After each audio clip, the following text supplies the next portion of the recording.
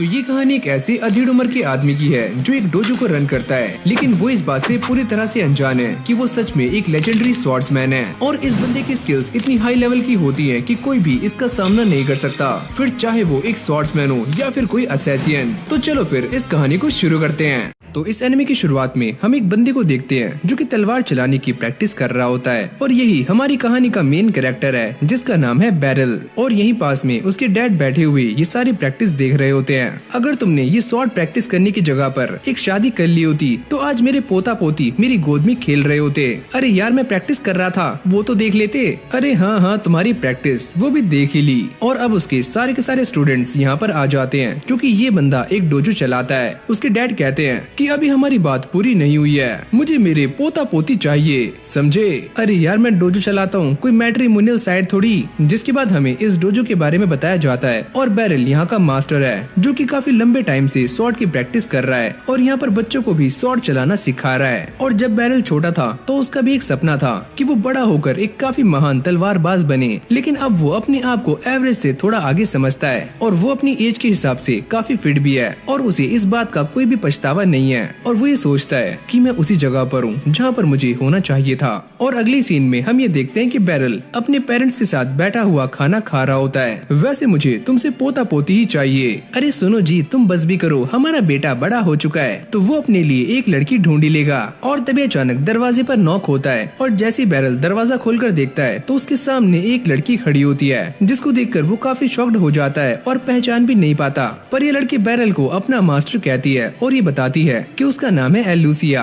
अरे वाह बेटी तुम यहाँ पर आ गई और तुमने जो लेटर्स भेजे थे मुझे उससे पता लग गया है कि तुम काफी आगे बढ़ चुकी हो। और हाँ मैं ये भी जानता हूँ कि अब तुम the royal order of the knights की कमांडर हो। और जब बैरल उससे पूछता है कि वो यहाँ पर क्या कर रही है तो वो ये बताती है कि वो जिस ऑर्डर में काम करती है वहाँ पर ये स्वॉर्ड चलाना भी सिखाती है और वहीं पर उसने बैरल के नाम को भी रिकमेंड किया है एज अ इंस्ट्रक्टर। जिसके बाद ये इन सभी के सामने इंपीरियल ऑर्डर को रख देती है और ये बूढ़े अंकल कहते हैं कि अगर तुमने इस ऑर्डर को फॉलो नहीं किया तो तुम्हारी जान भी जा सकती है। पर अलूसिया ये कहती है कि तुम्हें मौत की सजा तो नहीं मिलेगी लेकिन काफी भारी नुकसान झेलना पड़ सकता है। और वही बताती है कि ये दोनों आज ही पैलेस में जाने वाले हैं। अरे सुनो बच्चे, पैलेस में जाने के बाद अपने लिए एक काफी सुंदर और टिकाऊ बीवी ढूंढ लेना, याद है ना मेरे पोता पोती। अरे यार डैड मजाक करना बंद करो, वैसे ये लड़की भी तुम्हारे लिए काफी अच्छी है। अरे डैड इसकी और मेरी एज में जमीन आसमान का अंतर है। और ये सुनने के बाद अलूसिया काफी शर्मा रही होती है। और फिर अगले सीन में ये दोनों कैपिटल के लिए निकल जाते हैं और बैरल ये नोटिस करता है कि आज भी अलूसिया के पास वही स्वॉर्ड है जो कि वो अपने स्टूडेंट्स को ग्रेजुएट होने पर देता है। मुझे इस बात की खुशी है कि तुम अब भी इस स्वॉर्ड का इस्तेमाल कर रही हो, पर तुम एक कमांडर हो और ये स्वॉर्ड तुम्हारे ऊपर सूट नहीं करती। पर अलूसिया को ये स्वॉर्ड कुछ ज्यादा ही पसंद आ रही होती है और वो ये कहती है कि मैं इस बात से काफी खुश हूँ कि तुम एक छोटे से गाँव से निकलकर इतने बड़े कैपिटल में एक इंस्ट्रक्टर के रूप में जा रहे हो। जिसके बाद वो काफी ज्यादा एक्साइटेड होकर ये बता रही होती है कि सारे लोग आपके बारे में जानते हैं कि आपने काफी फेमस नाइट्स और एडवेंचरर्स को ट्रेन किया है। मुझे तो ऐसा लगता है कि यही बस अकेली है जो कि मेरे बारे में इतना ज्यादा सोचती है। जिसके बाद ये दोनों कैपिटल में पहुंच जाते हैं और फिर हमें अगली सुबह का सीन दिखाया जाता है जहाँ पर अलूसिया बैरल की तारीफें कर रही होती है और ये सुनकर वो काफी ज्यादा शॉक्ड हो जाता है। अरे यार ये क्या बोल रही है। और ये सारा तामझाम खत्म हो जाने के बाद बैरल एक छोटी सी स्पीच देता है और यहीं पर हम इस ऑर्डर के वाइस कमांडर को देखते हैं जिसे न जाने किस बात पर काफी गुस्सा आ रहा होता है। और फिर अगले सीन में हम ये देखते हैं कि अलूसिया बैरल को समझा रही होती है और तभी अचानक यहाँ पर एक नाइट आ जाती है और वही कहती है कि मास्टर आपसे मिले हुए काफी लंबा टाइम हो गया था और इसका नाम है कुरूनी। और बैरल उसे देखकर समझ जाता है कि ये उसी की स्टूडेंट है जिसने एक नाइट बनने के लिए काफी हार्ड प्रैक्टिस की थी और फाइनली अब ये एक नाइट बन चुकी है। और बैरल इसे देखकर काफी खुश होता है और जैसे वो रात में अपने घर जाता है तो वो ये नोटिस करता है कि उसका एक पुराना स्टूडेंट जिसका नाम है रेंड्रेड वो अपनी फैमिली के साथ उसके घर में बैठा हुआ होता है। जिसे देखकर वो ये कहता है कि आज का दिन मेरे लिए काफी ज्यादा अच्छा है क्योंकि आज मैं अपने काफी सारे स्टूडेंट से मिल पाया हूँ। जिसके बाद रेंड्रेड उसे ग्रीट करता है और बैरल के डैड ये कहते हैं कि मेरी बात मानो तो तुम जाकर कैपिटल के अंदर ही सेटल हो जाओ और अपने लिए एक काफी सुंदर बीवी भी ढूंढ लेना। और उसके डैड डोजो की सारी जिम्मेदारियां रेंड्रेड को दे रहे होते हैं। जिसके बाद बैरल उससे ये कहता है कि तुम तो एक प्लेटिनम रैंक के एडवेंचरर हो तो तुम अपनी पूरी फैमिली के साथ दोबारा से विलेज के अंदर अंदर सेटल क्यों होना चाहते हो? वैसे मैं एक प्लेटिनम रैंक का एडवेंचरर इसलिए बना क्योंकि आपने मुझे ट्रेन किया था। और अब बैरल बैठा हुआ ये सोच रहा होता है कि मेरी गैर मौजूदगी में इन दोनों ने इस बंदे को लपेटे में ले लिया और डोजो का सारा तामझाम इसके हाथों में सौंप दिया। और फिर अगले सीन में हमें ये दिखाया जाता है कि बैरल अलूसिया के साथ अपने लिए एक रूम ढूंढ रहा होता है और ये दोनों कैपिटल के अंदर होते हैं। जिसके बाद ये दोनों डिसाइड करते हैं कि रूम ढूंढने से पहले ये दोनों खाना खाएंगे। और तभी अलूसिया के मन में ये ख्याल आता है कि हम दोनों एक साथ घूम रहे हैं और एक साथ खाना खाने भी जा रहे हैं, इसका मतलब हम दोनों डेट पर हैं। और जैसे ये दोनों आगे जाते हैं तभी पीछे से एक आवाज आती है कि ऑर्डर की कमांडर एक बूढ़े इंसान के साथ घूम रही है। और ये सुनने के बाद बैरल अपना फेस छुपा लेता है। ये सारी मेरी ही गलती है, अगर ये सुंदर लड़की मुझ जैसे बूढ़े इंसान के साथ घूमेगी तो सारे यही कहने वाले हैं। और जैसे अलूसिया पीछे पलटकर देखती है तो वो ही कहती है, अच्छा तो ये तुम हो लिसेंड्रा, क्या तुम इसे जानती हो? वैसे मैं इसे अच्छे से नहीं जानती और आपको भी इसके ऊपर ध्यान नहीं देना चाहिए। जिसके बाद वो उसकी तरफ काफी गुस्से से बढ़ रही होती है और लिसेंड्रा कहती है कि चलो मैं भी देखती हूँ कि तुम्हारे मास्टर कौन है और तुम किसे अपना मास्टर बुला रही हो। और जैसे वो बैरल का फेस देखती है तो ये उसे देखकर काफी शॉक्ड हो जाती है और वो ही कहती है, मास्टर क्या ये आप हैं? और मैं जानती हूँ कि आप मुझे नहीं पहचानते क्योंकि इस बात को 20 साल गुजर चुके हैं। जिसके बाद लिसेंड्रा बैरल के सामने अपने आप को इंट्रोड्यूस करती है और बैरल भी ये समझ जाता है कि ये वही छोटी बच्ची है जिसे उसने 20 साल पहले स्वॉर्ड चलाना सिखाया था। जिसके बाद वो ये कहती है कि मैं अपनी सक्सेस स्टोरी के बारे में आपको बताना चाहती थी लेकिन मैं बता नहीं पाई, मुझे माफ कर दीजिए। अरे नहीं, ऐसी कोई बात नहीं है, वैसे भी लोग बड़े हो जाने के बाद काफी बिजी हो जाते हैं। जिसके बाद ये दोनों अपने मास्टर यानी कि बैरल को लेकर लड़ना शुरू कर देती हैं। और लिसेंड्रा कहती है कि मैं इस जगह को तुमसे काफी बेहतर जानती हूँ क्योंकि मैं पहले एक ब्रोकर थी सारे के सारे एडवेंचरर्स की। और आखिरकार वो बैरल के लिए एक रूम भी ढूंढ देती है। और अगले सीन में हम ये देखते हैं कि 2 नाइट्स प्रैक्टिस कर रहे होते हैं और यहाँ पर ऑर्डर का वाइस कमांडर भी होता है जो कि अपनी एक खास तरह की टेक्निक का इस्तेमाल करके सामने वाले नाइट को हरा देता है। जिसके बाद अलूसिया कहती है कि आज सभी को हमारे मास्टर बैरल ट्रेन करने वाले हैं तो सारे के सारे तैयार हो जाओ। और ये सुनने के बाद वाइस कमांडर ड्रॉट आगे आ जाता है और वो ये कहता है कि हमारा ऑर्डर काफी स्ट्रॉन्ग है और उसे ट्रेन करने के लिए एक स्ट्रॉन्ग मास्टर का होना काफी जरूरी है और मैं ये देखना चाहता हूँ कि लॉर्ड बैरल आप कितने स्ट्रॉन्ग हैं। और अब ये दोनों प्रैक्टिस करने के लिए एक दूसरे के आमने सामने खड़े हो जाते हैं और बैरल ये सोच रहा होता है कि मैं काफी बूढ़ा हो चुका हूँ लेकिन मैं अपनी पूरी कोशिश करूंगा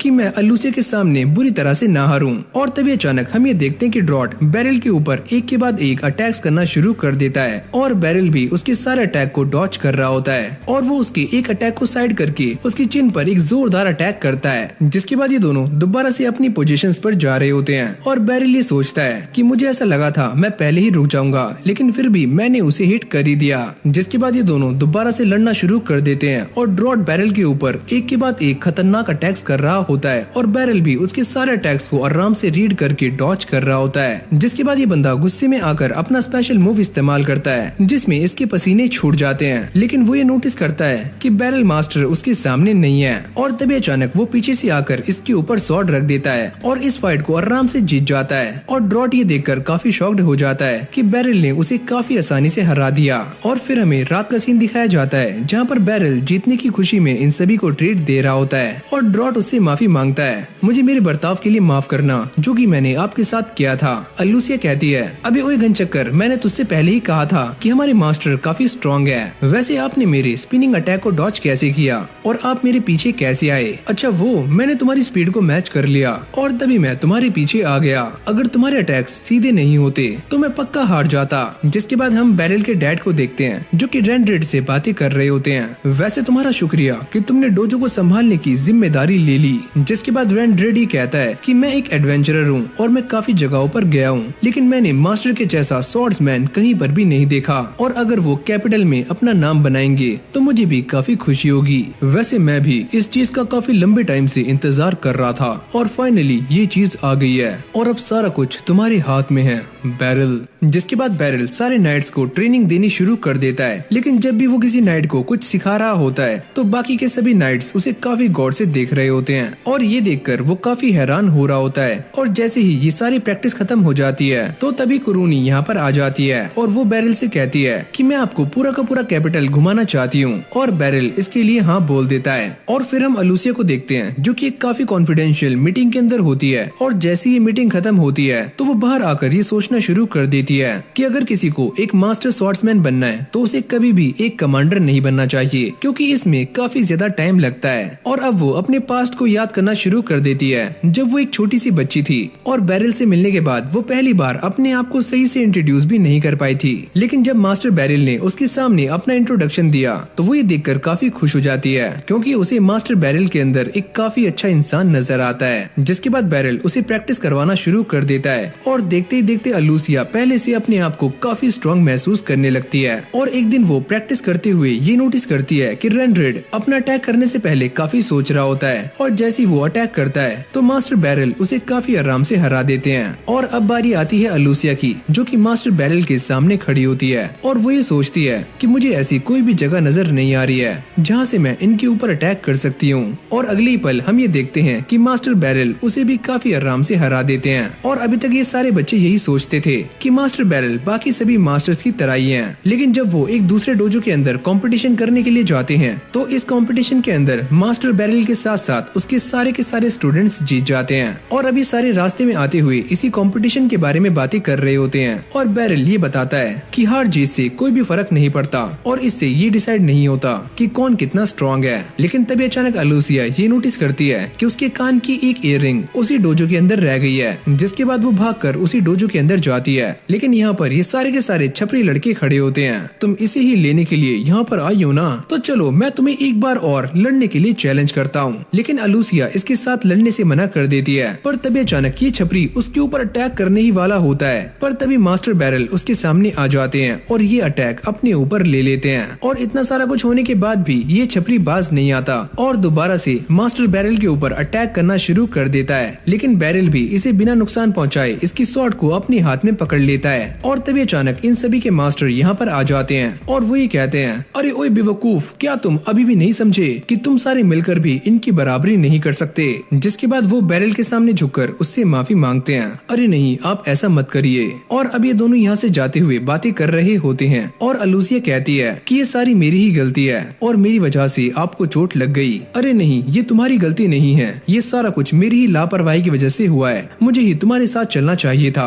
और ये सुनने के बाद अलूसिया रोना शुरू कर देती है और बैरिल को ऐसा लगता है कि वो डर के मारे रो रही है। और फिर यहीं से हमारा सीन चेंज हो जाता है और हम ये देखते हैं कि अलूसिया और बैरिल एक दूसरे के आमने सामने खड़े होते हैं। और जैसे ही बैरिल उसके ऊपर अटैक करता है तो अलूसिया उसके अटैक को आराम से रोक लेती है और इस बार वो इस डुएल को भी जीत जाती है। और यही वो मोमेंट होता है जब बैरिल उसे ग्रेजुएट होने के लिए वो स्वॉर्ड देता है और ये कहता है कि अब मेरे पास तुम्हें सिखाने के लिए कुछ भी नहीं है और मैं उम्मीद करता हूँ कि तुम मेरी बात समझोगी। और ये सारी बातें सुनने के बाद अलूसिया इस स्वॉर्ड को एक्सेप्ट कर लेती है। लेकिन वो अंदर ही अंदर काफी सैड भी होती है क्योंकि वो इस डोजो को छोड़कर जाना नहीं चाहती। लेकिन डोजो से निकलने के बाद वो ये ठान लेती है कि वो सभी को बताएगी कि मास्टर बैरिल से अच्छा कोई भी स्वॉर्ड्समैन इस दुनिया में नहीं है। जिसके बाद वो ऑर्डर को ज्वाइन कर लेती है और उसके मन में मास्टर बैरिल को लेकर जो एक छोटा सा डाउट था वो भी क्लियर हो जाता है, क्योंकि वो यहाँ पर सभी को काफी आराम से हरा देती है। और यहाँ तक कि एग्जामिनर भी उसके सामने टिक नहीं पाता और अलूसिया को इस बात पर यकीन हो जाता है कि इस दुनिया में मास्टर बैरिल के जैसा स्वॉर्ड्समैन कोई दूसरा नहीं है। और वो ये बात भी ठान लेती है कि एक दिन वो अपने मास्टर को उस जगह से निकालकर एक बेटर जगह पर लेकर आएगी।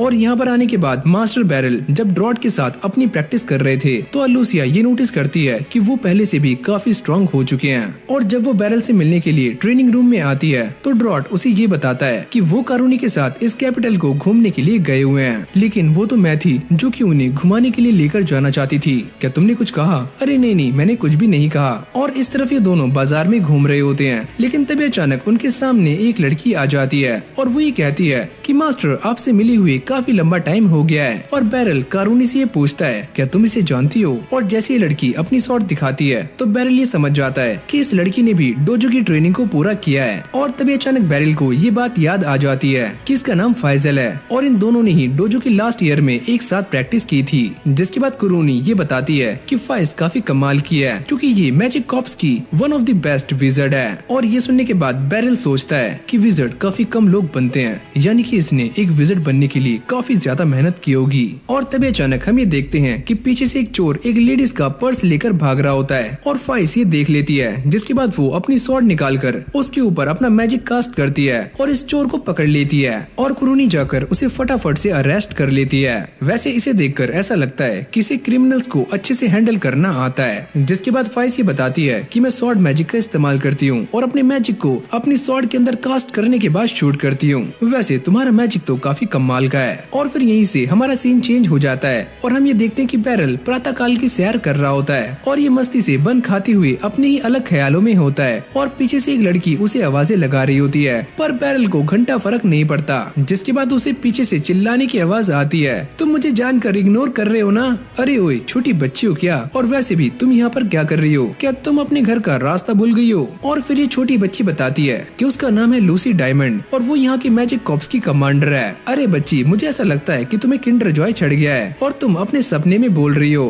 और ये सुनने के बाद लूसी काफी गुस्सा हो जाती है और वो अपना मैजिक दिखाती है। अरे हाँ, मैं समझ गया कि तुम सच बोल रही हो। जिसके बाद ये दोनों ही सैर करते हुए बातें कर रहे होते हैं और लूसी ये बताती है कि फाइज तुमसे मिलकर काफी खुश हो गई थी और उसकी शॉर्ट स्किल्स भी काफी कमाल की हैं। अरे हाँ, वो लड़की काफी मेहनती है और वो अपनी मेहनत के दम पर ही यहाँ तक आई है। और अब ये दोनों बातें करते करते इस जगह पर आ जाते हैं। वैसे मुझे मैजिक काफी ज्यादा पसंद है और मैं डेली अपने मैजिक को इम्प्रूव करने की कोशिश करती हूँ। वैसे हाँ, प्रैक्टिस तो मैं भी रोज करता हूँ, लेकिन आज मैं उन सारी चीजों को ट्राई करना चाहती हूँ जो कि मैंने सीखी हैं और मैं ये देखना चाहती हूँ कि मैं पहले से कितना इम्प्रूव कर पाई हूँ। वैसे हाँ, मेरा भी ऐसा ही मानना है कि हम अपनी स्किल्स को इम्प्रूव करके काफी स्ट्रॉन्ग बन सकते हैं। तो चलो मैं अपनी स्किल्स को आजमाती हूँ उस इंसान के सामने जो कि काफी स्ट्रॉन्ग है। और तभी अचानक वो बैरल के ऊपर एक फायर अटैक करती है, पर बैरल उसे बड़ी आराम से डॉज कर लेता है। लेकिन अब भी ये दोबारा से उस पर अटैक करने के लिए तैयार खड़ी होती है और बैरल भी अपनी स्वॉर्ड निकाल लेता है। और अब लूसी उससे पूछती है, क्या तुम इसके लिए तैयार हो? पर बैरल कहता है, वैसे तो मैं इसके लिए तैयार नहीं हूँ, लेकिन मुझे अपने आप को प्रोटेक्ट करने के लिए तुमसे फाइट करनी होगी। और तभी अचानक हम ये देखते हैं कि लूसी उसके ऊपर एक के बाद एक फायर अटैक्स करना शुरू कर देती है और बैरल भी उसके सारे अटैक से डॉज कर रहा होता है और उनसे काफी आराम से बच जाता है। और ये देखकर लूसी उसके ऊपर आइस मैजिक का इस्तेमाल करती है, लेकिन बैरल अपनी स्वॉर्ड से उन बड़ी बड़ी आइस को भी आराम से तोड़ देता है। और अब वो उसके ऊपर अटैक करने के लिए आगे जा रहा होता है और वो ये सोचता है कि मैं इसे जान से नहीं मार सकता, तो मुझे इसे बेहोश करना होगा। और जैसे ये उसके पास जाता है तो लूसी अपने चारों तरफ आग का टोर्नेडो बना लेती है, जिसको देखकर वो काफी शॉक्ड हो जाता है और उसका ये अटैक फेल हो जाता है। जिसके बाद हम ये देखते हैं कि लूसी उसके ऊपर काफी सारे आग के गोले बरसाना शुरू कर देती है और बैरल इनसे बचकर भाग रहा होता है। अरे वाह, तुम्हें देखकर ऐसा लग रहा है कि तुम आज से पहले भी किसी विज़र्ड के साथ फाइट कर चुके हो। अभी ओए पागल औरत, ऐसा कुछ भी नहीं है, ये फाइट मैं पहली बार कर रहा हूँ। और जैसे वो इन सारी फायर बॉल से बचता है तभी लूसी उसके ऊपर एक काफी बड़ा बर्फ का टुकड़ा फेंक देती है, लेकिन बैरल इसकी डायरेक्शन चेंज करके उसे लूसी के ऊपर फेंक देता है। और तभी लूसी अपने फायर मैजिक का इस्तेमाल करके इस पूरे के पूरे बर्फ के टुकड़े को भाप में कन्वर्ट कर देती है।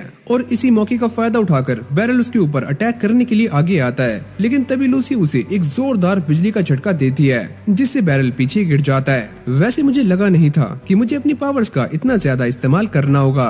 और तभी अचानक हम ये देखते हैं कि लूसी एक अजीब तरह का स्पेल एक्टिवेट कर देती है। अरे यार, ये कैसा स्पेल है? अगर इसने मुझे इस स्पेल से हिट किया तो पक्का मेरी चटनी बनने वाली है। और जैसी वो इसके ऊपर अटैक करने वाली होती है तभी अचानक से वो शांत हो जाती है और ये कहती है कि चलो इसे छोड़ो। चलो यार, अच्छा हुआ कि इसने मुझे छोड़ दिया। वैसे अगर तुम मेरे ऊपर अपने लास्ट स्पेल से अटैक करती तो मेरा क्या होता? अच्छा, वो उससे तुम्हारा कचुम्बर निकल जाता। वैसे तुम्हारा शुक्रिया कि तुमने मेरे ऊपर वो अटैक नहीं किया। अरे वो छोड़ो, लेकिन एक बात तो साफ है कि तुम काफी स्ट्रॉन्ग हो और मुझे ये बात भी पता लग चुकी है कि फाइज तुम्हारी इज्जत क्यों करती है। और अब ऐसे ये दोनों बातें करने में लग जाते हैं और बैरल ये बताता है, अरे यार, मैं इतना भी स्ट्रॉन्ग नहीं हूँ और वैसे भी मैंने अपने डैड को अभी तक नहीं हराया है। वैसे तुम अगर चाहो तो मेरी मैजिक इंस्टीट्यूट में शामिल हो सकते हो। अच्छा ठीक है, अगर मेरे पास टाइम हुआ तो मैं वहाँ पर आ जाऊंगा। और अगली सीन में हम ये देखते हैं कि जब बैरल ट्रेनिंग खत्म करके जा रहा होता है तभी उसकी मुलाकात फाइज से होती है और वो ये पूछता है कि तुम यहाँ पर क्या कर रही हो? और वो यहाँ पर मैजिक पोशंस लेकर आई हुई होती है और वो ये कहती है कि कमांडर लूसी ने मुझे सारा कुछ बता दिया है और उन्होंने आपके लिए ये मैजिक पोशन भिजवाया है। अच्छा, तो वो छोटी बच्ची सच में एक कमांडर है। और वाइस कहती है, वैसे वो अपने आप को जवान दिखाने के लिए इस मैजिक पोशन का इस्तेमाल करती है और किसी को भी ये नहीं पता कि उनकी असली एज क्या है। वैसे जब मैं उनसे लड़ रहा था तो मुझे ऐसा लगा कि मैं मरने वाला हूँ और मैं उनसे दोबारा लड़ना नहीं चाहता। और फिर यहीं से हमारा सीन चेंज हो जाता है और हम लिसेंड्रा को देखते हैं जो कि बैरल से ये कह रही होती है, क्या तुम यहाँ पर नए एडवेंचरर्स को ट्रेन कर सकते हो? वैसे मुझे उन्हें किस तरह की ट्रेनिंग देनी है? वैसे तुम्हें उन्हें डंजन अटैक की ट्रेनिंग देनी है। और फिर हमें एक फ्लैशबैक दिखाया जाता है जहाँ पर बैरल एक डंजन के अंदर जाता है और जब वो यहाँ से बाहर निकलता है तो उसकी हालत काफी गंदी होती है और वो ये बताता है कि इस काम में काफी अच्छे पैसे हैं पर हालत भी काफी खराब हो जाती है। और ये दोनों भी वो सारी बातें काफी गौर से सुन रही होती हैं। और तभी बैरल ये कहता है, वैसे ये काम काफी ज्यादा मुश्किल है। और अब ये सारे इसी बारे में डिस्कस करने के लिए गिल्ड मास्टर के पास आ जाते हैं। और जैसे ही बैरल अंदर जाता है तो वो ये नोटिस करता है कि लूसी यहाँ पर पहले से ही बैठी हुई होती है। और वो ये कहती है, हाय बैरल। और ये सुनने के बाद वो काफी शॉक्ड हो जाता है, तुम यहाँ पर क्या कर रही हो? वैसे मैं यहाँ पर तुम्हारा ही इंतजार कर रही थी। और तभी गिल्ड मास्टर ये बोलते हैं कि वैसे मेरा नाम है नीडस और लिसेंड्रा ने तुम्हें सजेस्ट किया है, तो इसका मतलब ये है कि हमारा गिल्ड सुरक्षित हाथों में है। वैसे मैंने अभी तक ये डिसाइड नहीं किया है कि मैं ये काम करूंगा या फिर नहीं। और लूसी कहती है कि मैंने इन्हें तुम्हारे बारे में पहले ही सारा कुछ बता दिया है। वैसे अगर तुम हमारे साथ काम करना चाहते हो तो इसमें कोई भी दिक्कत नहीं है। और अभी सारे बैठकर बातें कर रहे होते हैं। तभी गिल्ड मास्टर का असिस्टेंट ये बोलता है कि सुनिए बैरल, हमें आपकी ताकत के बारे में कुछ भी पता नहीं है, तो हम ये चाहते हैं कि आप लिसेंड्रा के साथ एक डुएल करो, जिससे हम आपकी ताकत के बारे में पता कर सकते हैं। अब ये सुनने के बाद बैरल काफी परेशान हो जाता है, लेकिन बाकी सभी को ये प्रस्ताव काफी अच्छा लगता है। और फिर अगली सीन में हम बैरल और लिसेंड्रा को एक दूसरे के आमने सामने खड़ा हुआ देखते हैं। और फिर हमें एक फ्लैशबैक दिखाया जाता है जहाँ पर लिसेंड्रा एक कैरेज के अंदर जा रही होती है, जिसके अंदर काफी सारे फल भी होते हैं और साथ में उसके मॉम डैड भी। और जैसे ये थोड़ा आगे जाते हैं तभी अचानक एक काफी खतरनाक बीस्ट उनके ऊपर अटैक कर देता है। और लिसेंड्रा की मॉम उसे बचाने के लिए उसे पानी में धक्का दे देती है। और यही वो टाइम होता है जब लिसेंड्रा पहली बार बैरल से मिली थी और उसकी हालत काफी खराब होती है, जिसके बाद बैरल और उसकी फैमिली लिसेंड्रा का पूरा ख्याल रखते हैं। और जब भी ये लोग उससे उसके पेरेंट्स के बारे में पता करते हैं तो लिसेंड्रा जोर जोर से रोना शुरू कर देती है। और अब बैरल उसे शॉर्ट ट्रेनिंग करवाने में लग जाता है और उसका फुटवर्क देखकर वो उसे 2 शॉट्स के साथ ट्रेनिंग करने की सलाह देता है। और फिर हमें कुछ टाइम बाद का सीन दिखाया जाता है जहाँ पर एक फैमिली लिसेंड्रा को गोद ले लेती है। और वो यहाँ से जाना तो नहीं चाहती, लेकिन फिर भी उसे जाना पड़ता है क्योंकि वो बैरल की फैमिली के ऊपर ज्यादा बोझ बनना नहीं चाहती। और फिर हमें कुछ टाइम बाद का सीन दिखाया जाता है जहाँ पर लिसेंड्रा बड़ी हो चुकी होती है और एक एडवेंचरर उससे ये पूछता है कि तुम एक एडवेंचरर क्यों बनी? और वो ये कहती है क्योंकि मैं इस दुनिया को देखना चाहती हूँ और हर जगह पर घूमना चाहती हूँ। और तभी अचानक हम ये देखते हैं कि कुछ बंदे इन दोनों को घेर लेते हैं और ये एडवेंचरर कहता है कि लिसेंड्रा, इससे दूर रहना, ये बंदा अपनी तलवारबाजी के लिए काफी जाना जाता है। लेकिन लिसेंड्रा काफी आराम से इन सभी की चटनी बना देती है। और अब वो ये सोचती है कि वैसे मेरे एडवेंचरर बनने की एक और वजह है कि मैं अपने मास्टर की सिखाई हुई स्किल्स को सही जगह पर इस्तेमाल करना चाहती हूँ। और फिर हमें दोबारा से प्रेजेंट का सीन दिखाया जाता है जहाँ पर लिसेंड्रा बैरल के सामने सर झुका रही होती है, बिल्कुल वैसे जैसे कि वो बचपन में झुकाया करती थी। और ये देखकर बैरल काफी खुश हो जाता है। और तभी लिसेंड्रा बैरल के ऊपर एक के बाद एक अटैक्स करना शुरू कर देती है और बैरल भी उसके सारे अटैक्स को ब्लॉक कर रहा होता है। लेकिन यहाँ पर लिसेंड्रा काफी ज्यादा खुश होती है क्योंकि उसका ये सपना था कि वो अपने मास्टर के साथ फुल पोटेंशियल से लड़े। और बैरल को भी इसके ऊपर काफी ज्यादा प्राउड होता है। और वो ये नोटिस करता है कि लिसेंड्रा की स्किल्स काफी ज्यादा कमाल की हैं, लेकिन फिर भी वो उसका एक वीक स्पॉट ढूंढ लेता है। और वो पहले उसकी एक शॉट को उससे अलग कर देता है और बाद में उसका बैलेंस बिगाड़ कर उसे नीचे गिरा देता है। और इसी के साथ बैरल इस फाइट को जीत जाता है और लिसेंड्रा भी ये देखकर काफी ज्यादा खुश होती है। और यहाँ पर खड़े हुए सारे लोग उन दोनों को चीयर्स कर रहे होते हैं। वैसे मुझे माफ करना कि मैंने तुम्हारे ऊपर डाउट किया। अरे यार वो सब छोड़ो, इसकी कोई भी जरूरत नहीं है, ये करना नेचुरल था। और फिर अगली सीन में हमें बैरल और लिसेंड्रा को दिखाया जाता है जो कि इन 3 एडवेंचरर्स के साथ उसी डंजन के अंदर आ जाते हैं। और उनका आज का ये मिशन है कि उन्हें इस डंजन के अंदर जाकर सही सलामत बाहर लौटना है। और जब ये आगे जाते हैं तभी उनके सामने कुछ गॉब्लिन्स आ जाते हैं, पर ये तीनों ही एडवेंचरर्स उन्हें काफी आराम से निपटा देते हैं। और अब इस डंजन को पूरी तरह से सर्च करने के बाद और सारे के सारे मॉन्स्टर्स को मारने के बाद ये सारे बाहर निकल रहे होते हैं। और लिसेंड्रा कहती है कि फाइनली हमने ये सारा काम कर दिया है और हम बाहर जा रहे हैं। लेकिन तभी अचानक बैरल कुछ सेंस करता है, जिसके बाद हम ये देखते हैं कि जो एडवेंचरर आगे जा रहा होता है उसके ऊपर एक काफी बड़ा मॉन्स्टर अटैक कर देता है, जिसको देखकर बैरल उन सभी को अंदर रहने के लिए कहता है। और जिस एडवेंचरर के ऊपर अटैक हुआ होता है उसकी हालत भी काफी खराब हो जाती है। और जैसे ये मॉन्स्टर दहाड़ता है तो वहाँ पर जोर जोर से हवाएं चलनी शुरू हो जाती हैं। और लिसेंड्रा कहती है कि अब मुझे पता चला कि यही वो रीजन है जिसकी वजह से हमें इस डंजन के अंदर काफी कम मॉन्स्टर्स मिले। और अब ये दोनों उस ईगल मॉन्स्टर के सामने खड़े हुए होते हैं और लिसेंड्रा ये सोचती है कि मैंने इस मॉन्स्टर को यहाँ पर एक्सपेक्ट नहीं किया था। और बैरल की भी हालत काफी खराब हो रही होती है, जिसके बाद वो लिसेंड्रा से मैजिक पोशन मांगता है और लिसेंड्रा कहती है अरे हाँ, मैं वो अपने साथ लेकर आई हूँ। और ये सुनने के बाद उसके दिमाग में एक आइडिया आता है और वो ये सोचता है कि लिसेंड्रा यहाँ पर इस ईगल से फाइट करेगी और मैं जाकर बाकी बच्चों को बचा लूंगा। और जैसे वो लिसेंड्रा से पोशन मांगता है तो लिसेंड्रा उसके हाथ पर ताली मारकर यहाँ से भाग जाती है, यानी कि बैरल का पोपट हो जाता है और उसे ही इस मॉन्स्टर के साथ अब लड़ना है। जिसके बाद ये मॉन्स्टर बैरल के ऊपर एक के बाद एक अटैक्स करना शुरू कर देता है और बैरल भी इसके सारे अटैक्स को डॉज कर रहा होता है। और अब वो अपनी स्वॉर्ड निकालकर इस मॉन्स्टर के पैर पर अटैक करता है, पर ये पैर काफी ज्यादा हार्ड होता है, एकदम पत्थर की तरह, और इस मॉन्स्टर को घंटा फर्क नहीं पड़ता। वैसे ये मॉन्स्टर सच में काफी स्ट्रॉन्ग है और मुझे ऐसे ही इसे थोड़ी देर और रोक कर रखना होगा।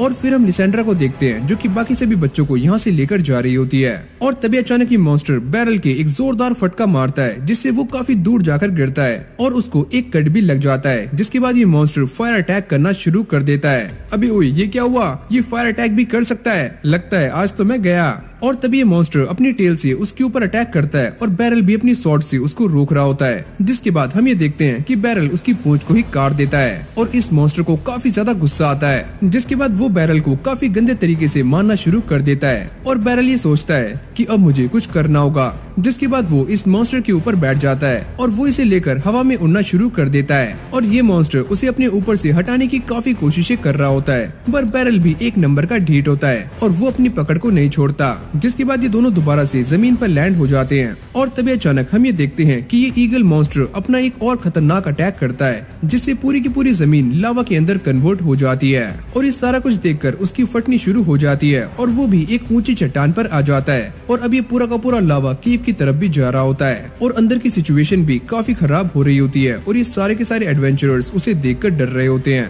लगता है अब मुझे कुछ करना होगा। जिसके बाद वो इस ईगल मॉन्स्टर के ऊपर एक के बाद एक अटैक्स करना शुरू कर देता है और वो भी अपने फायर बॉल से बैरल के ऊपर बार बार अटैक कर रही होती है और बैरल उसके सारे अटैक्स को डॉज कर रहा होता है। जिसके बाद बैरल सही मौके का फायदा उठाकर अपनी स्वॉर्ड को उसकी आंख में घुसा देता है, लेकिन ये मॉन्स्टर उसकी स्वॉर्ड को तोड़ देता है और अब इस मॉन्स्टर को देखकर ऐसा लगता है कि वो बैरल को जान से मारने वाला है। लेकिन तभी अचानक यहाँ पर लिसेंड्रा की एंट्री हो जाती है और वो इस मॉन्स्टर के ऊपर एक काफी खतरनाक अटैक करती है और एक ही अटैक में इसका काम 25 कर देती है। जिसके बाद लिसेंड्रा उसको थैंक्स बोलती है और बैरल पूछता है कि वो सारे बच्चे कैसे हैं। अरे तुम उनकी चिंता मत करो, वो सारे ठीक हैं। और फिर अगले सीन में हमें गिल्ड मास्टर नीडस को दिखाया जाता है जो कि ये सुनने के बाद काफी शॉक्ड हो जाते हैं कि इन दोनों ने एक काफी खतरनाक मॉन्स्टर को जान से मार दिया है। और लिसेंड्रा कहती है कि वैसे बैरल ने भी हमारी काफी ज्यादा हेल्प की है, वैसे तुम्हारा शुक्रिया कि तुमने लिसेंड्रा की हेल्प की। और ये सुनने के बाद वो भी थोड़ा शर्मा जाता है। और अगले सीन में हम ये देखते हैं कि बैरल और लिसेंड्रा एक बाजार में होते हैं और बैरल इस बात को सोचकर काफी खुश हो रहा होता है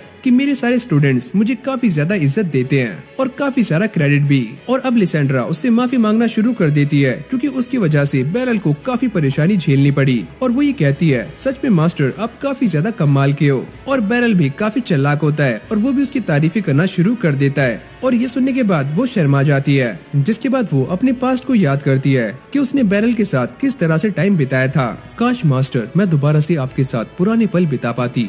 और फिर यहीं से हमारा सीन चेंज हो जाता है और हम ये देखते हैं कि बैरल कुरूनी के साथ कहीं पर जा रहा होता है और ये दोनों वैसे बैरल की नई स्वॉर्ड बनवाने के लिए जा रहे होते हैं और बैरल उसको थैंक्स बोलता है कि तुम्हारा शुक्रिया, तुमने मेरे लिए टाइम निकाला। और अब ये सारे ब्लैक स्मिथ के पास जा रहे होते हैं और बैरल ये पूछता है आखिरकार वो ब्लैक स्मिथ कौन है, पर कुरूनी कहती है कि वो आपके लिए एक सरप्राइज है। और जैसे ही सारे ब्लैक स्मिथ के पास पहुंच जाते हैं तो वो बंदा कुरूनी को देखकर काफी खुश हो जाता है और जैसे ही बैरल उसकी आवाज सुनता है तो बैरल उसे पहचान लेता है और इस बंदे का नाम है बेल्टन। और वो बैरल को देखकर ये कहता है कि मास्टर आप यहाँ पर, यानी कि ये बंदा भी बैरल का एक स्टूडेंट था। अलूसिया कहती है मास्टर क्या आप इसे जानते हो, और बैरल बताता है कि जब मैं स्वॉर्ड ट्रेनिंग करवाया करता था तो ये भी उनमें से एक था और इसकी एज काफी ज्यादा थी। जिसके बाद बैरल उसे कांग्रेचुलेट करता है कि फाइनली तुमने अपनी शॉप खोली ली। और अब कुरूनी उससे कहती है कि मुझे एक स्वॉर्ड चाहिए और वो टूटी हुई एक स्वॉर्ड दिखाती है और ये देखकर वो मना कर देता है कि मुझे माफ करना, ऐसी स्वॉर्ड मेरे पास नहीं है। और ये सुनने के बाद वो काफी सैड हो जाती है और तभी कुरूनी ये बताती है कि मैं स्वॉर्ड को हैंडल नहीं कर सकती, मेरे पास बस एक डैगर रहता है।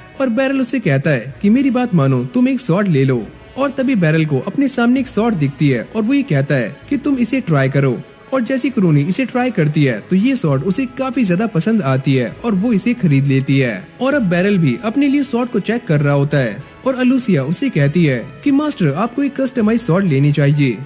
मुझे उसकी जरूरत नहीं है, मेरे लिए एक नॉर्मल स्वॉर्ड भी सही रहेगी। और तभी अचानक यहाँ पर लिसेंड्रा की भी एंट्री हो जाती है और वो अलूसिया को देखकर काफी चिढ़ना शुरू कर देती है क्योंकि इन दोनों में पड़ती नहीं है। और वो अपने साथ उसी ईगल मॉन्स्टर का एक पैर लेकर आती है और बेल्टन से कहती है कि जल्दी से मुझे इसकी एक स्वॉर्ड बनाकर दे दो जो कि काफी स्ट्रॉन्ग हो। ओह, मेरे ख्याल से ये एक जीनो मॉन्स्टर है, लेकिन तुमने इसे मारा कैसे और तुम एक लॉन्ग स्वॉर्ड बनवाना क्यों चाहती हो?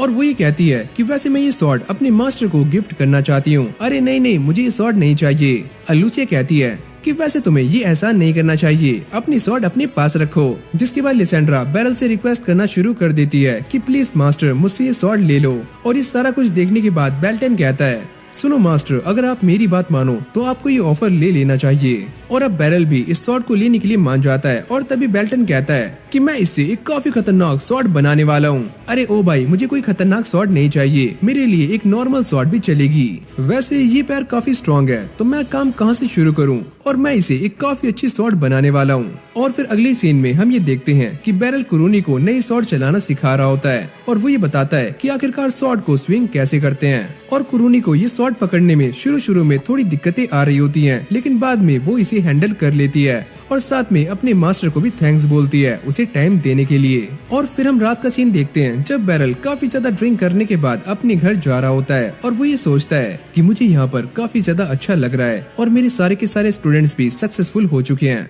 और जैसे वो आगे जाता है तो उसके सामने एक मास्क वाली लड़की आ जाती है जो कि उसके पैसे चुराने की कोशिश करती है, लेकिन बैरल उसका हाथ पकड़ लेता है। तुम ये बिल्कुल भी ठीक नहीं कर रही हो, प्लीज मुझे यहाँ से जाने दो। और तभी अचानक यहाँ पर एक जोरदार धमाके की आवाज आती है, यानी कि ये लड़की बैरल के ऊपर एक फायर अटैक कर देती है और यहाँ से निकल जाती है ताकि बैरल उसे पकड़ ना पाए। क्या सच में इस बच्ची को मैजिक का इस्तेमाल करना आता है? और अब ये लड़की भागकर एक जगह पर पहुँच जाती है और ये सारे के सारे पैसे आगे रख देती है। मुझे माफ करना, आज मैं बस इतना ही ला पाई। तुम बस इतना ही लाई हो, इससे तो हमारा कुछ भी नहीं होगा, हमें और चाहिए। और तभी अचानक पीछे से एक आवाज आती है, इससे कोई फर्क नहीं पड़ता कि ये लड़की हमारे लिए कितने पैसे लाई है, हमें तो बस इस बात से खुश होना चाहिए कि ये लड़की हमारे लिए अर्न कर रही है। और दूसरी तरफ हम दोबारा से बैरल को देखते हैं जिसे इसी लड़की का एक पेंडेंट मिल जाता है जिसको बैरल उठा लेता है। और अब वो ये सोचता है कि आखिरकार वो लड़की कौन थी जिसने मेरे ऊपर ये अटैक किया।